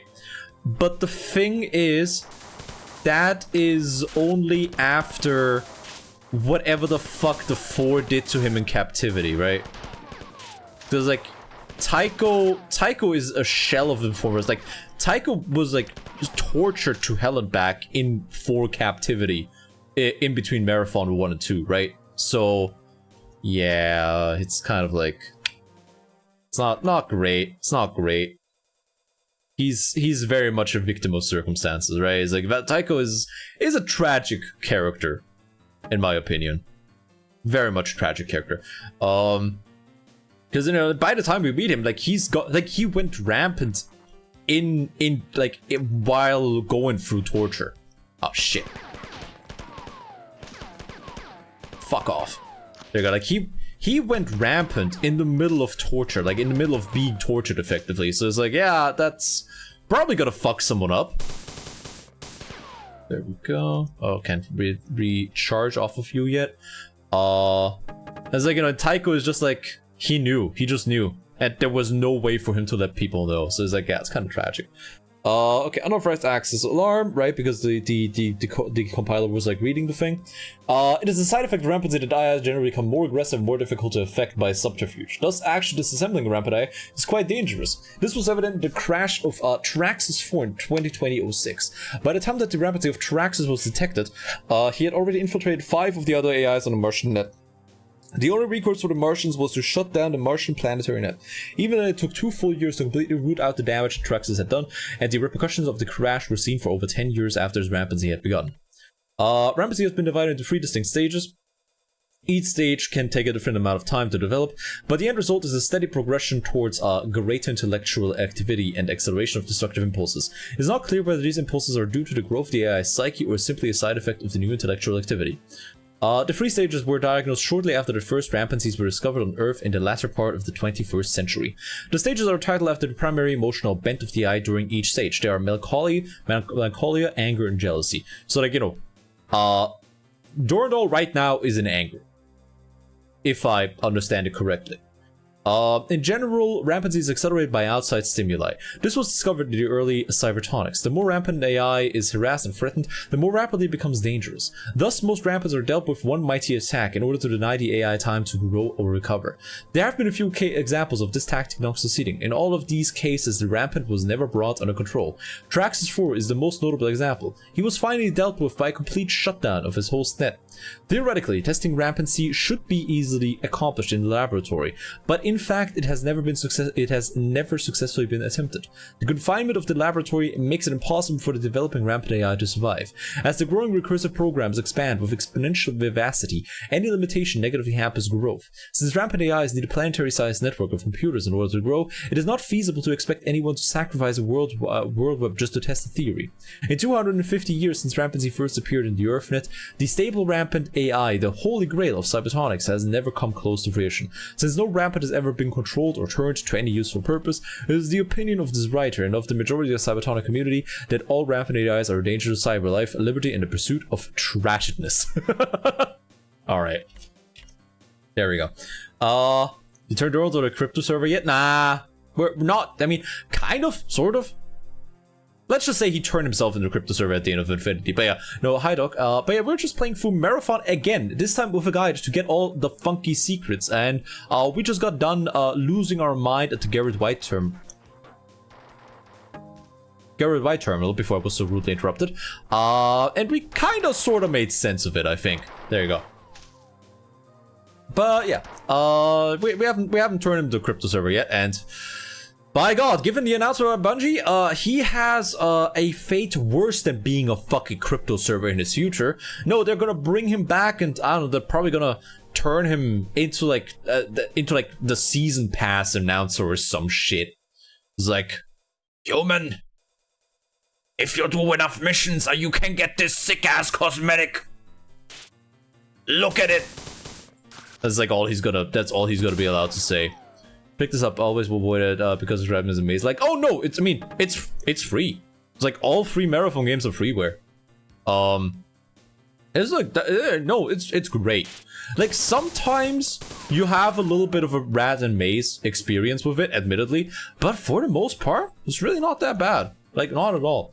I've summarized all the information that I've gathered on the aliens so far. 4 generally thinner and lighter than humans are superbly adapted for low-gravity environments. Durandal told me that there are many clans of 4, each physically distinct from each other, but my summary only includes 2 of them. Only 2 clans of the 4 have been examined. The fighter carries a shock staff which is capable of attacking at different settings. The trooper is armored for vacuum conditions and carries a combination of explosives and impact projectile weapons, which is similar to an AR-75. The 4 have seem to have enslaved a number of other races. The Hawk is an enormous, rather slow creature, but is incredibly strong. The science report indicated that it had no body fat and therefore had to be fed often to keep it active. One crew member reported seeing one of these creatures pointing itself and mumbling Driniol right before it picked Johnny up by the shirt and crushed him against the pillar. The science have had difficulty finding a good specimen of Svit or compiler to autopsy. The only specimen autopsy was almost completely destroyed, but it was obvious that the compilers are cyborgs of some kind. The biological component of the compiler is so closely linked to the machine that it could never survive without it. But its actual body is very small, resembling closely a mammalian brain, except that the neurons are much finer and far more complex.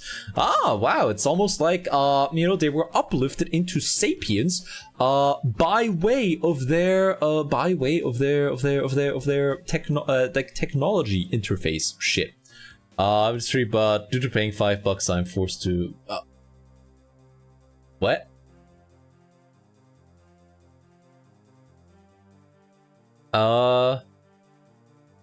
Paying $5 and forced to meow.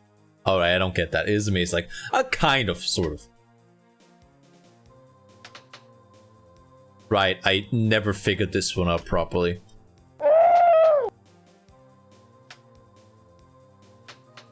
I never figured this one out properly. There we go. Unless that's the solution. I'm not entirely certain. Whatever, we did it, gang. Okay. Anyways, time. Oh, you son of a whore!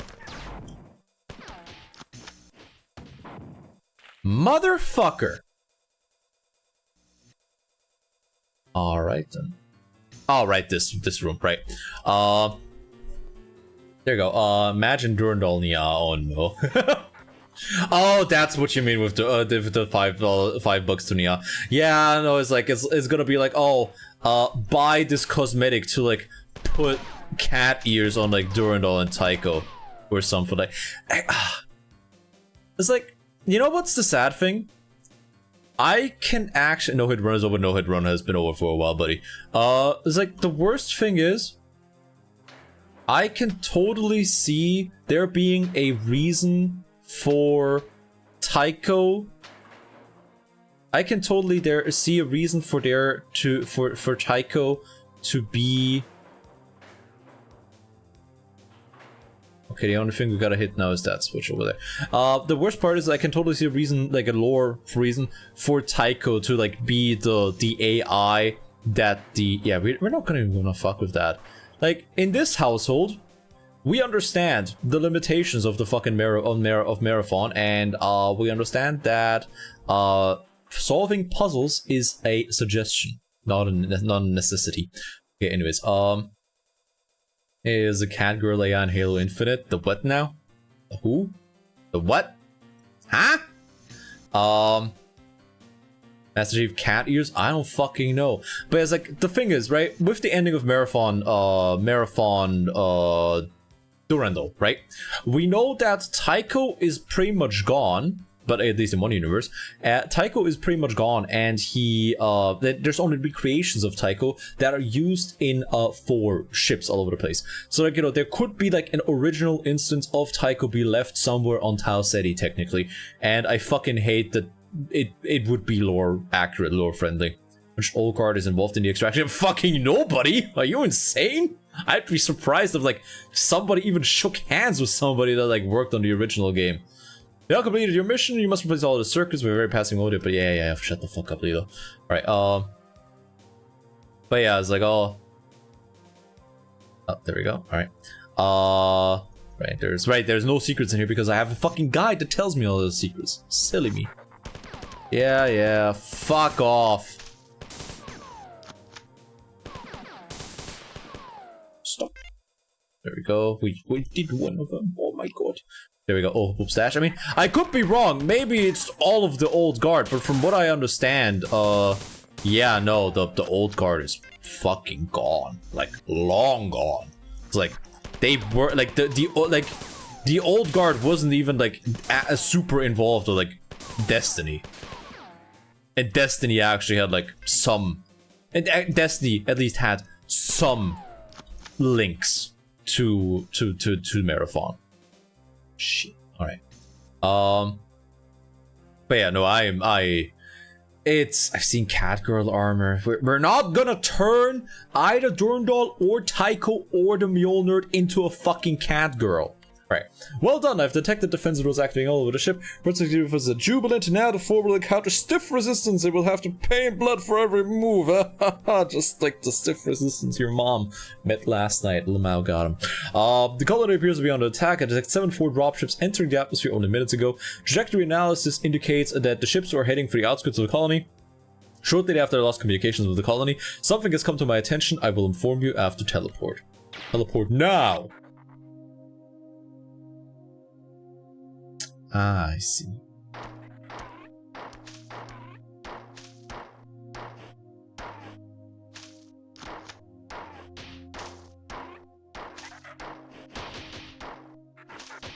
Let me out. Let me the fuck out. Let me out of here. Alright. 1 magic pixel and dream. Let's go. Okay, well, let's see. What do we have? What secrets do we have here? Okay, go. There are no known secrets on this level. What the fuck? Record the initial part of the level. Watch out for most of the ledges drop below. Okay, right. Where is a shield generator? Start. Oh! Huh. There. Oh, Jesus Christ. The next shield generator is ways away. Okay, cool. About to do into dog boy. I'm not a dog. I am a fox, I think.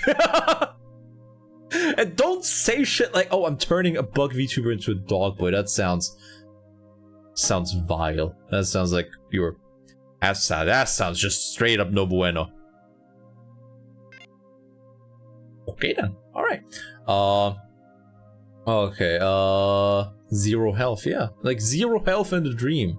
Because the only hit point that matters, that's right, is the last one. Right, okay, Layla, give me something good.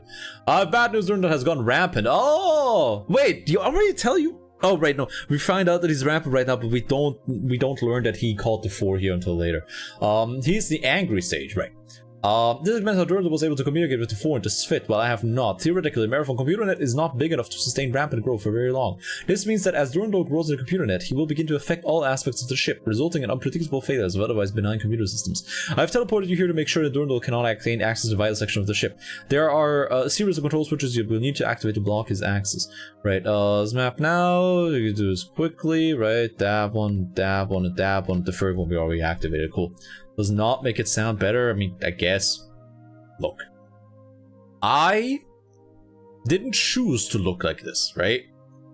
I was put into this situation. I was, against my will, put in this whack-ass Crystal Fox body.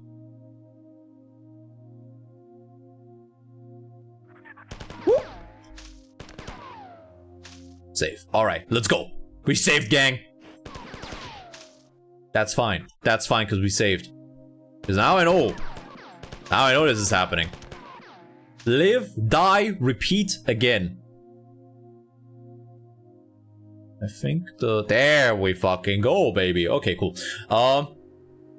This will be wait a second. Didn't they get bought by Sony? Also made nothing other than Destiny since they departed from Microsoft. Yeah, and like, from what I know, Destiny is one of those games that people only play because they are victims of the sunk cost fallacy, which is fucking terrible to try and get out. They sent me a link to the mall and said, but remember when you sent me the link to this mall and said you'd send pics of flexing if I bought it for you?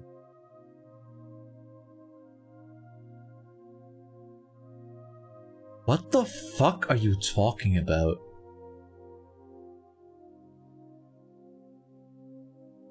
Are you having an aneurysm? Destiny says worse than Warframe. Yeah, and you know, Warframe's been trying really hard to catch up. Warframe's been trying their damnedest to catch up, but yeah, from what I've heard, Destiny is very much not a fun situation to be in. There you go. Again, Val, are you sure you took your meds today? Warframe didn't remove content? Fair, very fair. I still can't believe people just accepted that, by the way. Like, I still can't believe, like, people kept buying content after the Destiny, like, the people that bought expansions after they removed content are actually the dumbest fucking cattle in existence. I wish I could use another word to describe them, but sadly, that would get me banned off this platform. But it's like, imagine a dev taking away content that you paid for, by the way, and instead of, like, you know, instead of demanding their head on a fucking spike, you just buy more of their fucking content. Incredible. So I hope you're having a wonderful day so far. Speaking of buying things after removing content, did you hear about Overwatch 2 PV? Yeah, I mean, that's not really removing content. That's just like people being retarded and being like, oh yeah, no, Blizzard said they would do this thing. Oh man, I'm gonna believe them. And then having egg on your face when it turns out, Blizzard fucking lied. I know, shocker.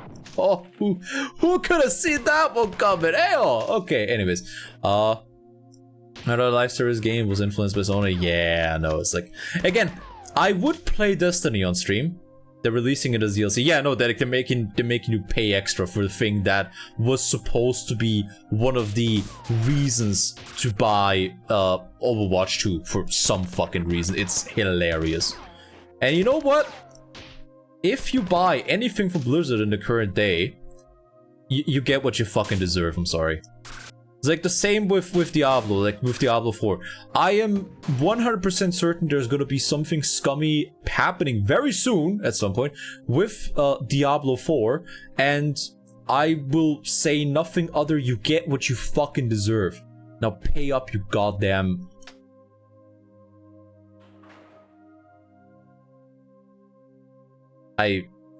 No, wait, I can't say that word because it refers to me. It's like, oh, now pay up, you fucking goy.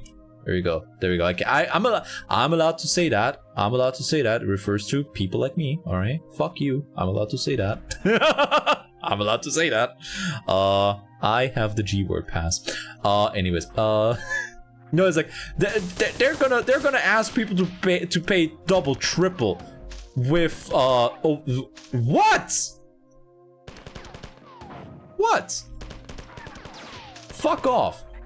I'm allowed to get upset over video games, alright? But yeah, it's like it's gonna 100% happen. It's not a question of if, it's a question of when. It's already itself DLC. Yeah, no, it's gonna happen with Overwatch 2. Every single biddy that they've said would be in Overwatch 2 is gonna be be extra DLC, and it's gonna be the same with Diablo 4. Anything beyond the bare fucking minimum is gonna be extra DLC you gotta pay. You gotta buy. You gotta pay for. Like, without a shred of a doubt. They are gonna bleed the idiots, the fucking morons that legitimately buy Blizzard games in these days and ages. Like, in this day and age. They're gonna bleed them the fuck dry. And they have nobody to blame but themselves. Legitimately, nobody. It's like, you know, I've had fun with Diablo in the past. Like, you know, Diablo 4 looks fun. I would rather eat a fucking bullet before I buy it. Because I know that I'm not even getting half a game with that. I'm getting like a quarter of a game at best. And the rest I'm gonna have to like buy down the line. We have horse armor? Yeah. Don't never forget Bethesda started this. Bethesda started this shit. Horse armor fucking DLC, Jesus Christ. Oi, Nate. Oi, Nate. I got stuck between a rock and a hard place. That's very noble. Oh, no. I have gotten stuck between a rocker and a harder place. There we go. Fuck. Yeah, there we go. Come down here, buddy. Okay. But yeah, no, it's like you're gonna get what you fucking deserve. If you bought into that stuff, you're gonna get what you fucking deserve. I'm not sorry about saying that. I don't feel sorry for you. You're gonna get bled fucking dry, and you're gonna pay for Blizzard shitting on a paper plate in front of you, and you're gonna look up at them and you're gonna fucking thank them for it. If you bought Diablo. Legitimately. Okay, Durandal has been denied access to some of the critical computer system. This should ensure the mobility and reliability of defense drills. Unfortunately, I've received distress signal from some crew who had sealed themselves off one of the nearby access areas. They say that they have lost control over the doors and elevators on the level, and that the four have access to the area. It appears that Durandal has reacted to our move against him by giving the four access to a formerly secure area. We'll have to deal with Durandal sooner or later, but we can't be distracted by the four attack. I only hope that his rampant behavior won't continue to sabotage our defense efforts. I'm sending you in to go save these crew. Oh, I'm not gonna fucking save them. Fuck them. They can frog blast event core for all I care. Doesn't keep as many humans. Oh no, fuck that. Nuh-uh. I don't care about that there.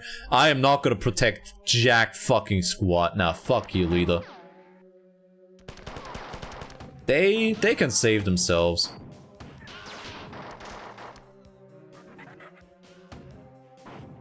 They can save themselves. Don't worry about that. There we go, that guy's dead. Noise. I don't know what that button did. Cool. Bless Blizzard, yeah. No, it's like they... I mean, yeah, bless Blizzard for letting you know which one of your friends is actually just human cattle. That will do literally anything that they're told by a fucking company. So yeah, no, bless Blizzard for that. Makes it very easy to sort your friends. Right? Also, 1 second, I gotta check the next level for secrets. Here we go. I gotta check the next stage of the okay. Smells like napalm, tastes like chicken. I fucking love these level names. Holy shit. Okay, there's a secret room in the level that contains the flamethrower. However, you need to be very quick to get both in and out of the room, so using a save game to attempt this is recommended. Go into the tunnel system on the right hand side of the map.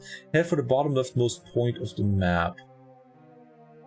This should be very close to the initial entry point of the map. Enter this corridor, retrieve an elevator startup. Run back to the entry room. What? Huh?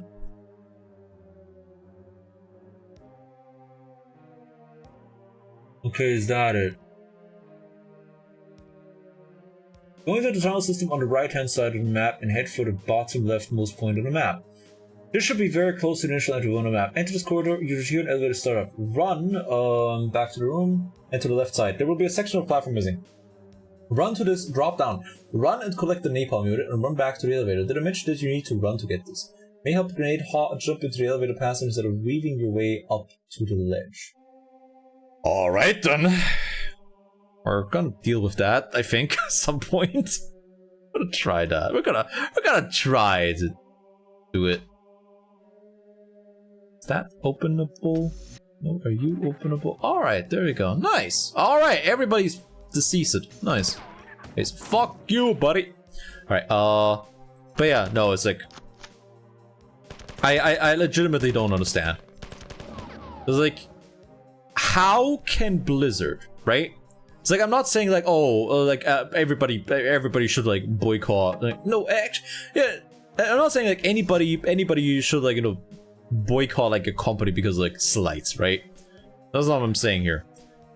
Are you friendly or are you mad at me?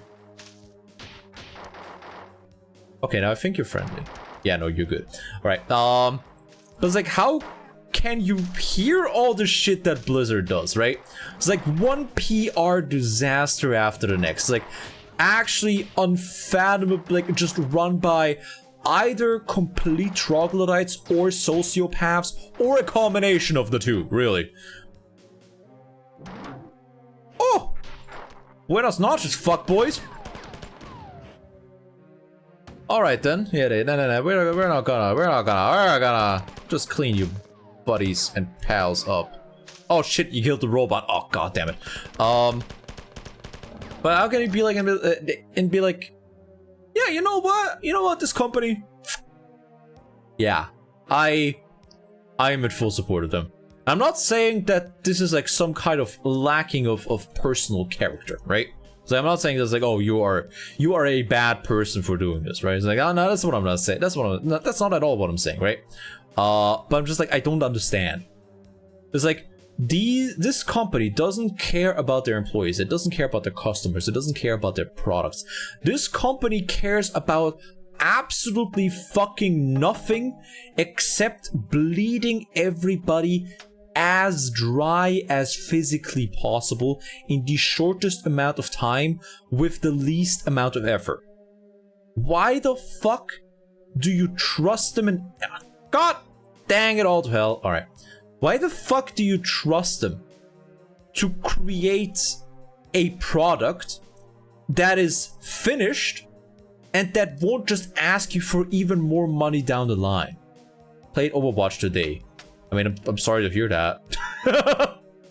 I'm very sorry to hear that, buddy. It's like, yeah, I played Overwatch way back in the day when I was younger and dumber. I know, right? It's like crazy. This fucking bug? Dumber? No fucking way. If he was any dumber, he'd be thinking backwards. Fuck you, buddy. Alright. But it's like what was it like with Overwatch? What was it with Overwatch? Like, Overwatch was basically, wasn't Overwatch 1 like basically like put out to the pasture for the sake of Overwatch 2? Wasn't there like that a thing with like Overwatch 2 where it's like, oh, if you want to play more Overwatch, play Overwatch 2, you fucking idiot. There we go. Alrighty, where the fuck am I going? The stem. Okay, where are we going here? Where is this going? I don't remember. Yeah, no, these humans are fucking dead. I'm not gonna save them. Are you insane? No, they can save themselves. The game doesn't keep me from progressing if I don't save them, so fuck them. Go. Alrighty, you're gonna die. Alright, we're just gonna use some granadas for this bad boy. Jesus Christ, how much do you take? There we go. Wolf flip? Alright. Alright, there we go. One wolf flip coming right up. One unfathomably marketable lush coming right up. Hi, it's me, the wolf. There we go. Wolf bat bug. Okay, there we go.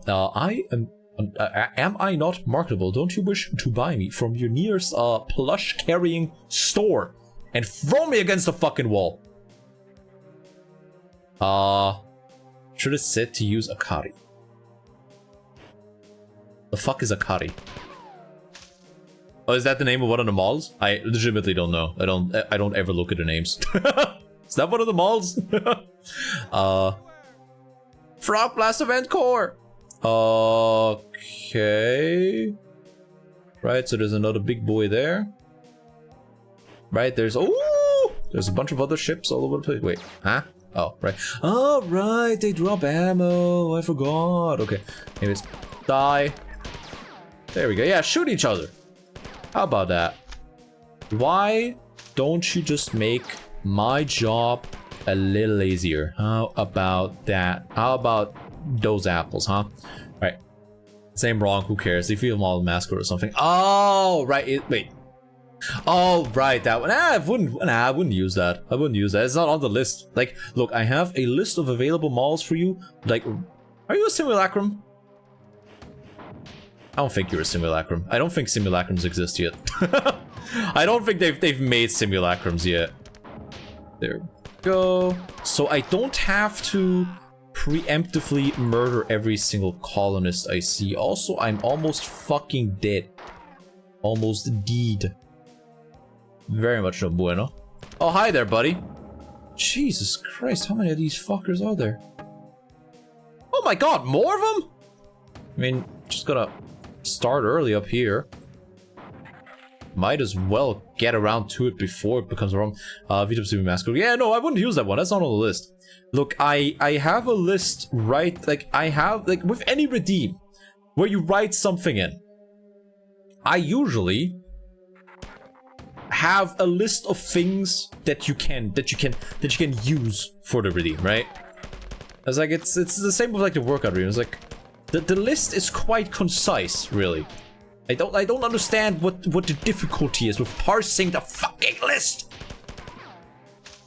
It's like, I understand that I play Yu-Gi-Oh! And as a direct consequence of me playing Yu-Gi-Oh!, there's also a bunch of Yu-Gi-Oh! Players in my chat. I am fully fucking aware of that. However, I would ask you to just this once, work against your base guttural instincts and read. Fuck! See what you made me do?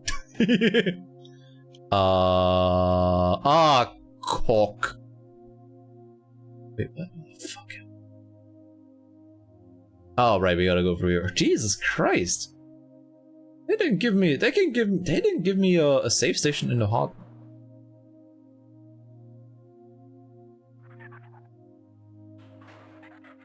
Yeah, nah, fuck that.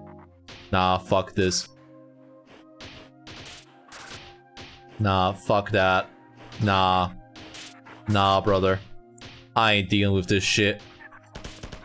I'm dealing with you because you're right in my way. Come on, jump down here, everybody. You want to come down here? Goddamn, he threw for content. No, it's like I didn't throw for content. You made me do this. I'm using the world's most safe excuse that nobody's ever misused in any capacity. Ah, shit. Of you made me do this. There we go. We're just gonna take care of that guy because like his shots are a little more difficult to dodge. There we go. Same with this fella. Oh lord. Oh my god. All right then. Fuck me, I guess. All right. Sorry about that. Good lord. I forgot about it. I forgot how like hard the game starts to like turn it up. There we go. I wonder how speedrunners deal with this shit. God damn it. Fucked up the momentum. There we go. Because like you can circumvent dudes fairly easily. Yeah, it's like honestly you can even like use getting hit by things and dudes to like help you get around said things and dudes. Oh lord. Alright then.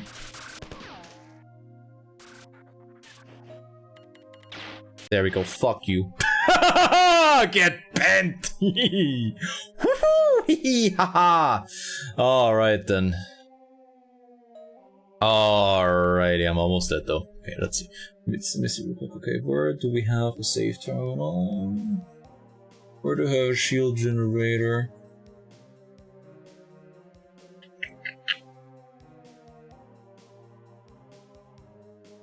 This smells like napalm. No way. What?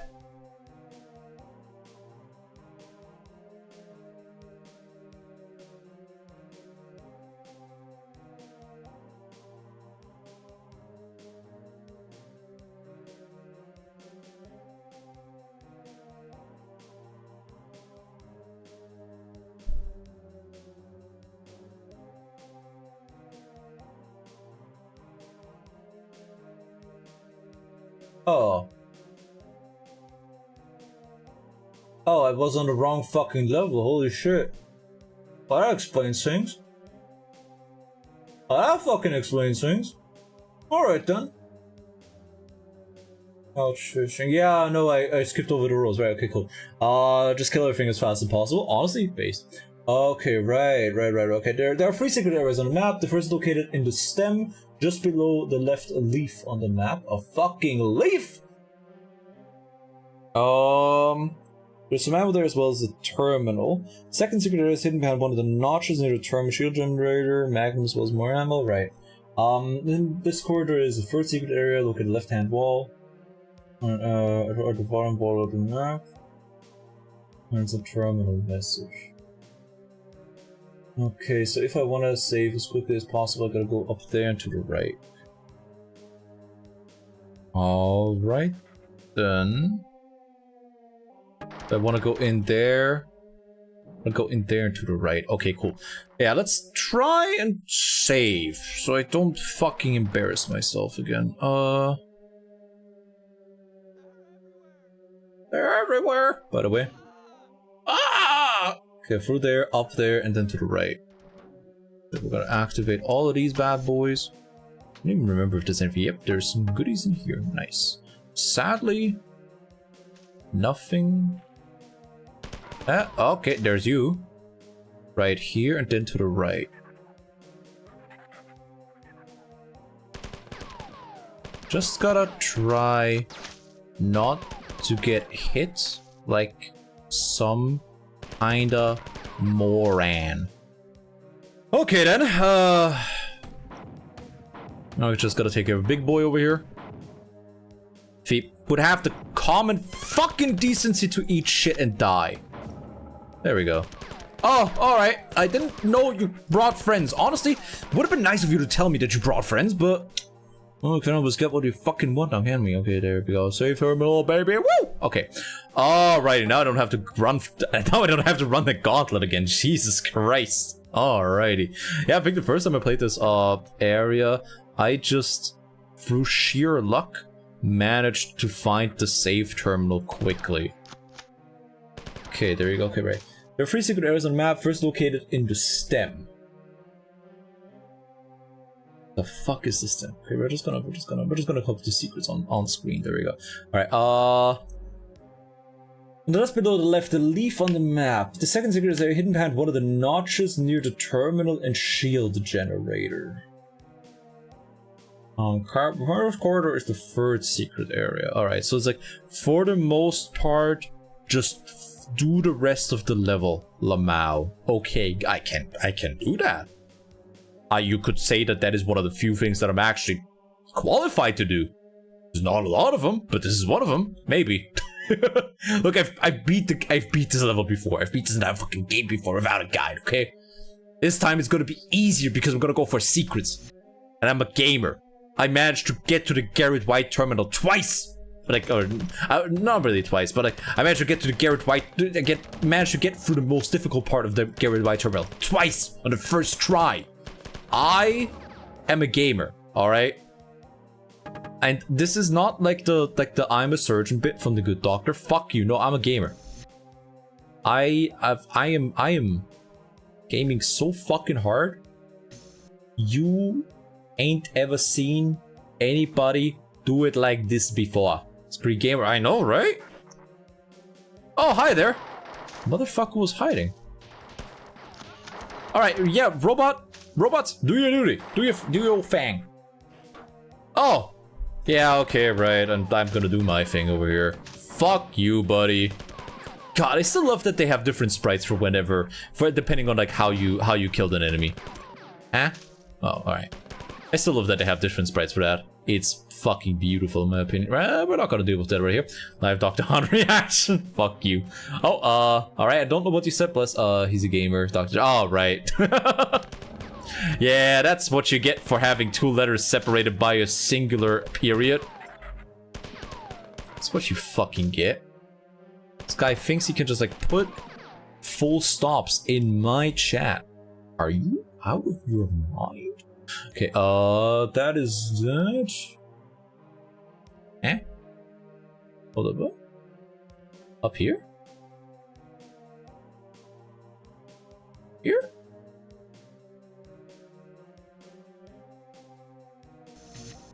Oh!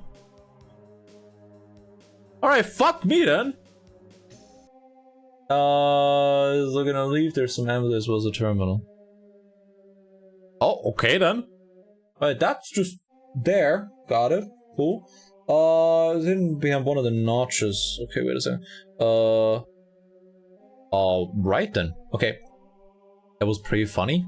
Yes, hey, Don! Hey, Don, this guy's some kind of funny man, eh? Hey, funny man, why don't you say something funny? Don wants to hear it too. Come on. We're friends here. Hey. Hey. Ooh, health. Nice. Anyways, anyways, that was the worst fucking. Here we go. Wait a second. Shield generator and magnum. Wait, one of the notches. The second one in one of the notches is a determined shield generator. Okay, cool. Ooh. Yeah. Okay then. All right. Anyways, what you just heard was the worst fucking bad Italian accent you've ever heard of in your life. Oh baby. I have the power of fucking gods. Let's go. Okay, but that's the second secret. First located in the stem, just below the left leaf.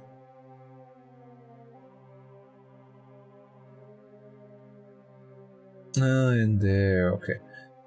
Within this corridor is the third secret area. It's located left-hand wall. Wait, what? Wait, what? Wait, hold up. Wait.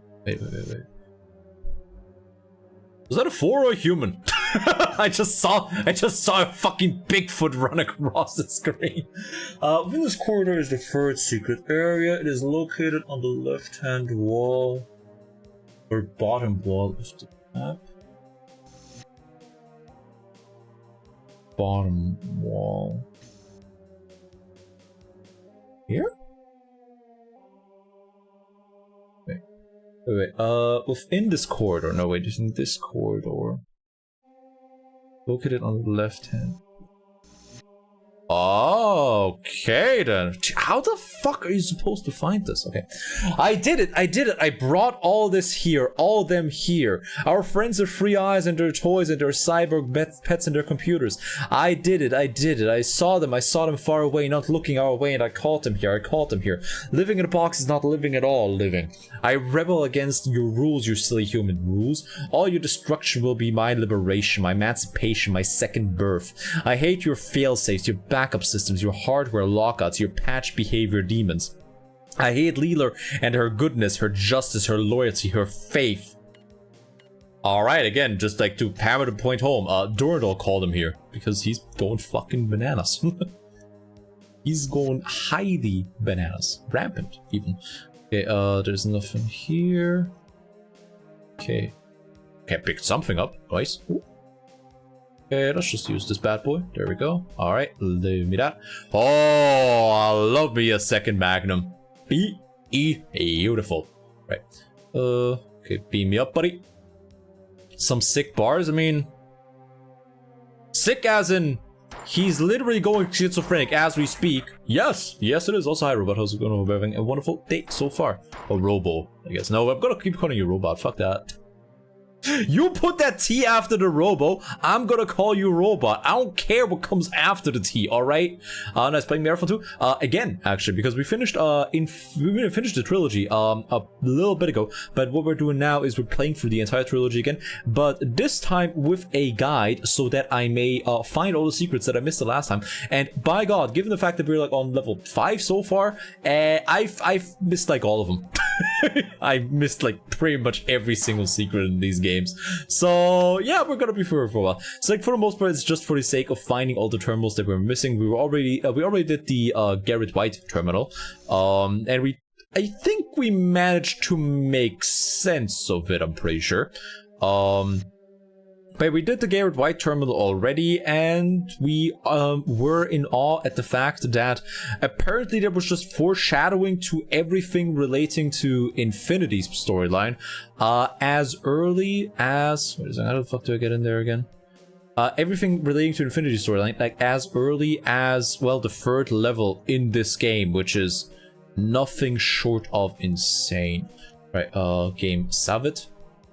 Yeah, apparently there's a moderate thunderstorm going for today. Get a thunderstorm? No, I don't know, because thunderstorms aren't nice. Incoming message, you have not sufficient security area. There are civilians who are still in danger. Yeah, because they're around me. I'm gonna fucking murder them if they get in my way. See? That guy heard me. That guy heard me, and he understands that you probably, if the guy holding 2 magnums and running around with both of them in front of his face the entire time, says that he will kill you, he will probably kill you. They're not nice. I love them. Yeah, you love them, but you love them, but until, you know, it's like you're fucking until you know, some kind of electric pole gets hit or something, and you're without power for a while. Like, yeah, you're gonna have loved them for the longest time. Good to see the Thunderfall. I saw last year holidays. Yeah, it's like, I understand that, but also they fucking suck. I understand that you like them because of the novelty of them, because they are such a rare occurrence over in the island nation, and I use the word nation quite liberally here, of Ireland. Using Kansas. Yeah, you know what's not cool? When you have a fucking freezer full of stuff and you need to hope that the power comes on before the power comes on again before everything in the fucking freezer falls up and spoils. Are you insane? That's not fun. That's like quite the opposite of fun.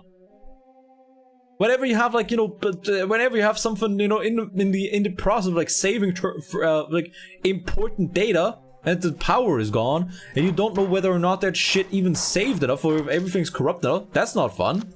We don't have a big freezer though, yeah, because you people probably haven't figured out power yet. Like, that isn't fun at all. Like, losing power because of thunderstorm sucks ass. Like, they remind me of just how brittle the entire civilization bit that we got going on is. Also, they're everywhere, by the way. Also, Frog Blast Event Core while we're at it. This is like, they fucking suck. I hate them. I don't like them. They're just very bothersome, but they can cause a big problem. But like back in the day, before we had like certain stuff, before we had like a certain valve set up a certain way, because our basement is technically under the groundwater line. If we had this is around Christmas time, you cooked dinner, camping stove, and eating by candlelight. Yeah, it's like if we like back then, before we had like the different valve. Also, let me see. Wait. It's just below the left leaf on the map. Oh, there we go. All right then.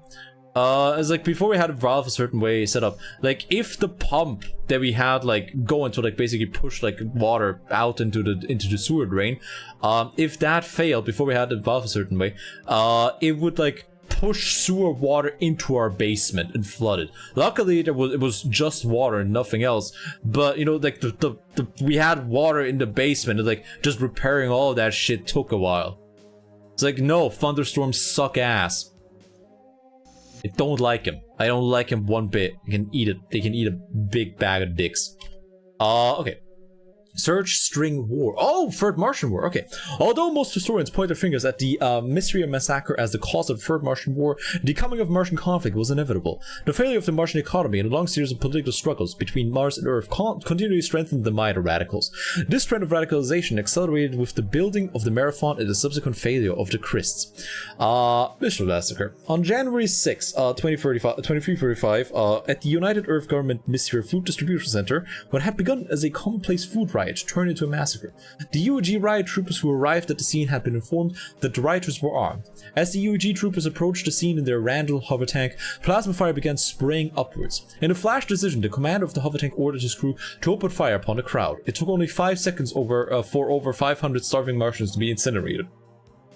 In the ensuing investigation of the hover tank vidcams, it was clear that only 3 of the rioters were armed, and that the rest of the crowd was trying to flee the scene. Those 3 became known as the Messiah 3. They have gone down in history for starting the most destructive and bloody conflict since humanity had left Earth. However, it is clear that these 3 have gained the credit for starting a war that would have happened anyways. I had a tornado hit 10 minutes away from my house yesterday, so my was perfectly lighting up candles and enjoying the noise. Jesus Christ. We don't have to deal with basement stuff, yeah.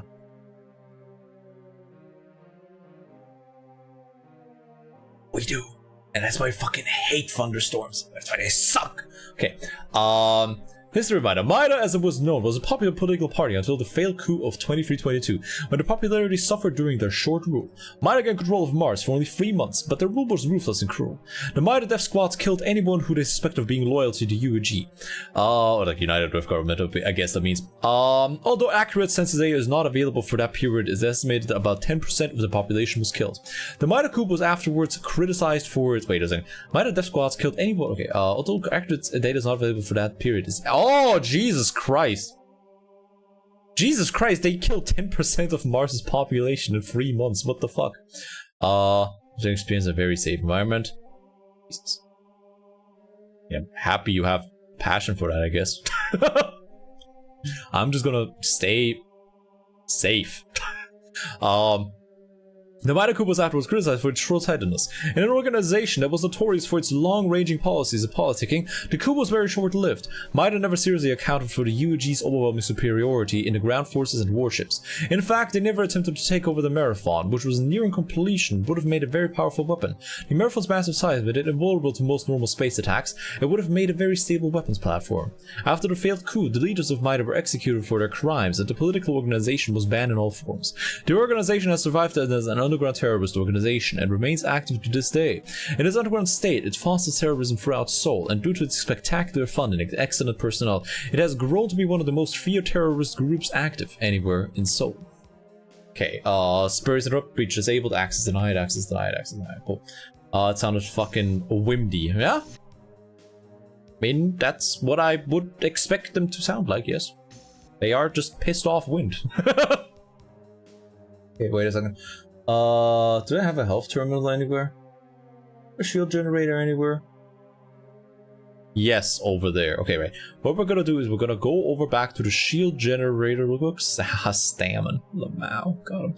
Okay, we're gonna go over to the shield generator real quick because I'm almost fucking dead. And I don't want to have to redo everything that I've done over here since, well, I did it. Alright, we gotta go through here, we gotta go through here, we gotta up there. Okay, cool. Storm, it's super calm. I don't know, dude. It's like if I hear stormy weather or something, I'm just like worried about, I don't know, like roof tiles flying off or something like that, or the having to take care of the fucking aftermath in the garden. Jesus Christ. God, I don't like stormy weather. I don't like it. Well, not one bit. Okay, where's a save station? All the way over there, right? It's like I don't want to deal with like the aftermath of that shit. Cause like, you know, everything's just thrown all over the place. Everything's garbled. It's not really my thing. It's like all of that stuff, all of those weather phenomena, they're all really fun if you don't have to deal with an aftermath. It's like if you can just like it's like a volcanic eruption, right? It's like oh you can like watch a volcanic eruption on video or something like that. It's like interesting and stuff like that. But you're not gonna be like, oh man, I wish I was living somewhere with like more volcanic eruptions. Like if you told that to a person that lives in a place with more volcanic eruptions, you know what they're gonna do? They're probably gonna kick your ass. It's like they're gonna kick your ass hard. Yeah, if you're lucky. Or they're just gonna, I don't know, take your fucking head and dunk it in lava and see how you feel about it then. Listening to rain, a hammer, a glass, Alex, great.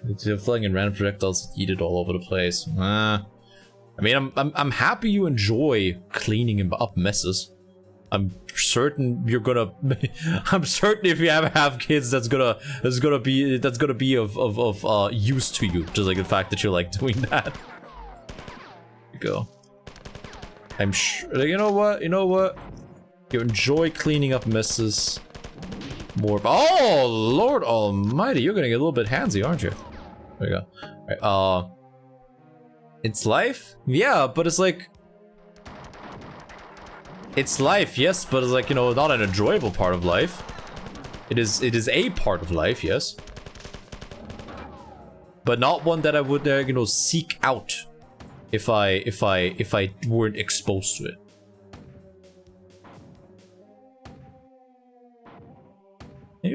Can you guys like fly up there or something? Like, no, you make me clean it up. Okay, cool. Mega hard and windy and storming. Okay then. Well, I'm happy you guys have something that makes you happy in your life. At the end of the day, that's all I'm happy about. When people are happy. Even if I don't get it. At all. Can't you just die? Trees swaying so much. Yeah. I mean, again, the only thing that... Like, if I see a tree, like, sway super hard, the only thing I'm worried about is, ah, shit, I hope it doesn't break. Because turns out, cleaning up a fucking tree that... Like, cleaning up after a tree that, like, broke off is a... fucking hassle. Oh my god. Oh Jesus Christ, you're going against your own guys, huh? It's like cleaning up after a tree that like broke apart is like such a massive fucking hassle. It's actually a couple years ago in a place I was staying. Like during a storm, somebody actually got fucking hit by a tree and died, like in a park, just like in a public park. And after that, I'm pretty sure because like there were constant storms going on at that time. After that, during like the week or something where like the storms were like super bad, they actually like closed off all public parks just because they had to like reassess everything. They had to basically like, reassess like the safety of like all the trees given the severe storms. So that was experience. Alright then. Well, get the fuck out. Get the fuck out! There's ammo behind you. Alright. I told him. I told him to get out. It's not my fucking fault. There you go. Okay, right now I gotta... Oh, fuck, where do I have to go again? Gotta go somewhere over there. Right. Now I gotta go back to one of the terminals. God, I don't fucking remember which one it was. Okay then. I love it here. But yeah, that was an experience. Especially because a couple of those parks were actually shortcuts that I used to get to and from university in different parts of the campus. So I had to take a huge... I had to like take a huge berth around it because yeah, no, like all of the parks were like proper like locked off. I mean, I could have probably like, you know, jumped the fence or something like that, right? But I'm too much of a goody two shoes, I guess. Too much of a bootlicker. And Buzz Soleil, you're gonna kill yourself? I mean, that seems like a very silly thing to kill yourself over, all things considered. Where the fuck do I go? Is it up here? Leela? Are you here? Leela, can you hear me? Oh, that's just a health station. Oh, no, wait, I think it's like through here. Yeah, let's go. Alright then. Okay, and before we go to the next level, which is actually, you know what, let's see. Without too many civilians to be killed, yeah, shut the fuck up, Lilo.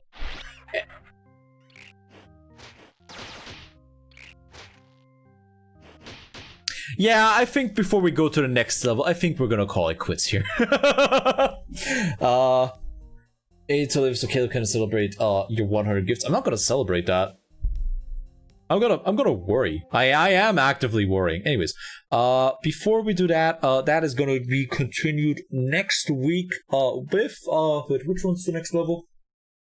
Cool. Yeah, next level is smells like napalm, tastes like chicken. Let's go. Oh boy, and what a level it's gonna be, because we're gonna get a flamethrower. Anyways, alright. Oh no, now everybody knows that, I don't know, I have Blood West installed. Oy nay, how terrible. Alright, that but give her praise? No! No, I will not. All those dollars gone to DigiCards. Exactly. All those 100 subs are gonna be spent on cardboard crack. Oh baby, I love it here. Okay, let's see, who the fuck is live? Who the fuck is live? Ooh, okay, right, that's alright then. Let's see. Alright, okay, right. Okay, is anybody playing Marathon? Shut the fuck up, me. Shut the fuck up, me. Is anybody playing Marathon? I think I saw Gothic. Wait, you... Oh, right, yeah, I have Gothic installed. Alright, nobody's playing Marathon. No, that's the wrong fucking Marathon! It's the wrong fucking Marathon. Why?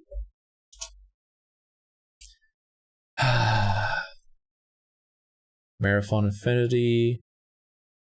Show me more categories. There we go. OG Marathon.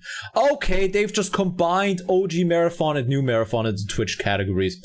I'm gonna fucking shoot myself. Alright, there's only one Marathon now. There might only be one Marathon, but there's gonna be 0 Bungies once I'm fucking done with it. Anyways, let's see. Who is live? Who is doing something interesting? There we go. Alright, let's see. But yeah, no, we're gonna play Gothic at some point. Don't worry. Don't worry. We've finished Gothic 2. We are still gonna go to Gothic 3, and I'm going to... show everybody that Gothic 3 is not that bad. Alright, looks... Fuck off. I have fond memories of Gothic, and you can't stop me. Yes, Mr. FBI, this one, what are you gonna do? Jail me for doing a good thing? Marathon Trilogy category or something? Nah, it's just Marathon during Null and Infinity. There we go. Let's see. Does anybody have a recommendation? Because we keep rating into voices. I want to be weird. we keep rating into disembodied voices. I don't want to be a weirdo. Let's see. There you go. That's the first time a good man has been jailed. Yeah, but I haven't even had the chance to like send out the funky packages. Oh baby, I love ads. Beautiful. Alright, this person's like very new, I think. Let's see. Like gacha. You can make it arting right now. No, I don't like gacha. Actually, I fucking hate it. There we go. Are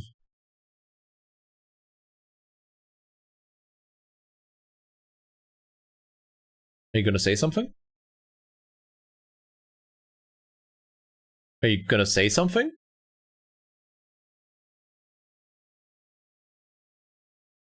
Okay, alright. What the fuck is Mikan doing? People mugging you? Nobody. She's Irish, not from London. What is Mikan doing? Alright, what is she doing? Go. Shut the fuck up. Shut the fuck up! How about that new Marathon? What about that new Marathon? Every time somebody asks me about the new Marathon, the desire to go and start fed posting about Bungie increases. Like, the new Marathon might as well not be Marathon. It's like that one behind the scenes video that they've released. basically shows that it's a fucking extraction shooter that could be under literally any name. They had the Marathon, Marathon IP lying around and decided to slap that bad boy on there. How's the new Marathon? I mean, I assume it's gonna be garbage. It's gonna be shit. It's gonna be a goddamn extraction shooter that in no way, shape, or form has anything to do with Marathon other than the name. Has the quotation marks? Yeah. But it's like it's gonna be shit. I'm gonna play it unless I have to play. If it's gonna be free to play, I'm gonna play it. If not, I'm gonna watch other people play it and then I'm gonna complain about it. Because fuck giving anybody money for a goddamn extraction shooter in this day and age. All right, nah, fuck that. No, I don't want that. I'm not gonna do that. Okay, anyways, let's see. Yeah, let's go for voices, I guess. Great. Embodied voices. There we go. Just played an extraction shooter. Yeah, I don't respect it. Oh wait, why the fuck is my? Wait a sec. Why are my eyes this weird? There we go. Okay, sorry about that. All right, let's go for voices because I won't feel weird about rating Mikan. Anyways, but yeah, thank you for coming by the stream. Hope you had a good time. Hope you enjoyed me busting my brain trying to understand the Garrett White terminal. Wait, hold up. Hold the fuck up. Wait a second. What are you? Wait a second. We might actually cancel the raid and go for somebody else. Okay, sorry, voices. Wait a second.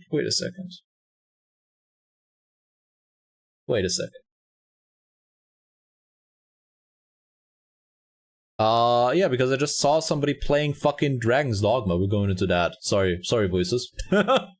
Sorry, voices. Somebody's playing Dragon's Dogma. We're gonna go into that.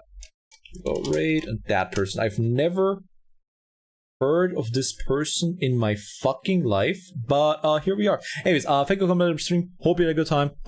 Watching me bust my brain when it comes to the whole Garrett White terminal situation. I'm gonna be live again on Friday with Soul Sacrifice, right? Dragon's Dogma, these nuts. Yeah, sure, just let me bust out the electron microscope real quick so I can see him. Anyways, but yeah, Soul Sacrifice, which is gonna be fantastic, because Soul Sacrifice is a great game and Mida means life. Right, anything else to announce? Not really at the moment, right? Sometime soon-ish, hopefully, Deep Rock Galactic collab, because tomorrow is the next season, and there's gonna be some deep rocking and stoning and cocking and balling, with the boys at some point. Hopefully, ideally, I don't know when yet, I don't know how, I don't know who, but it's gonna happen. But yeah, hope you're all having a mushroom even, and we may in fact be rich at some point. Remember I catch it? Yeah, it's gonna be like at a weekly pace again, because look, we've just played for all of Marathon. I'm not gonna shotgun even more Marathon when we've just finished it. Also, I just got done shotgunning a whole ass. I just got done shotgunning a whole ass System Shock. So yeah, anyways, content is good. So yeah, have a good one. Stay safe. Stay healthy. Have a wonderful rest of the day. And bye bye. See ya.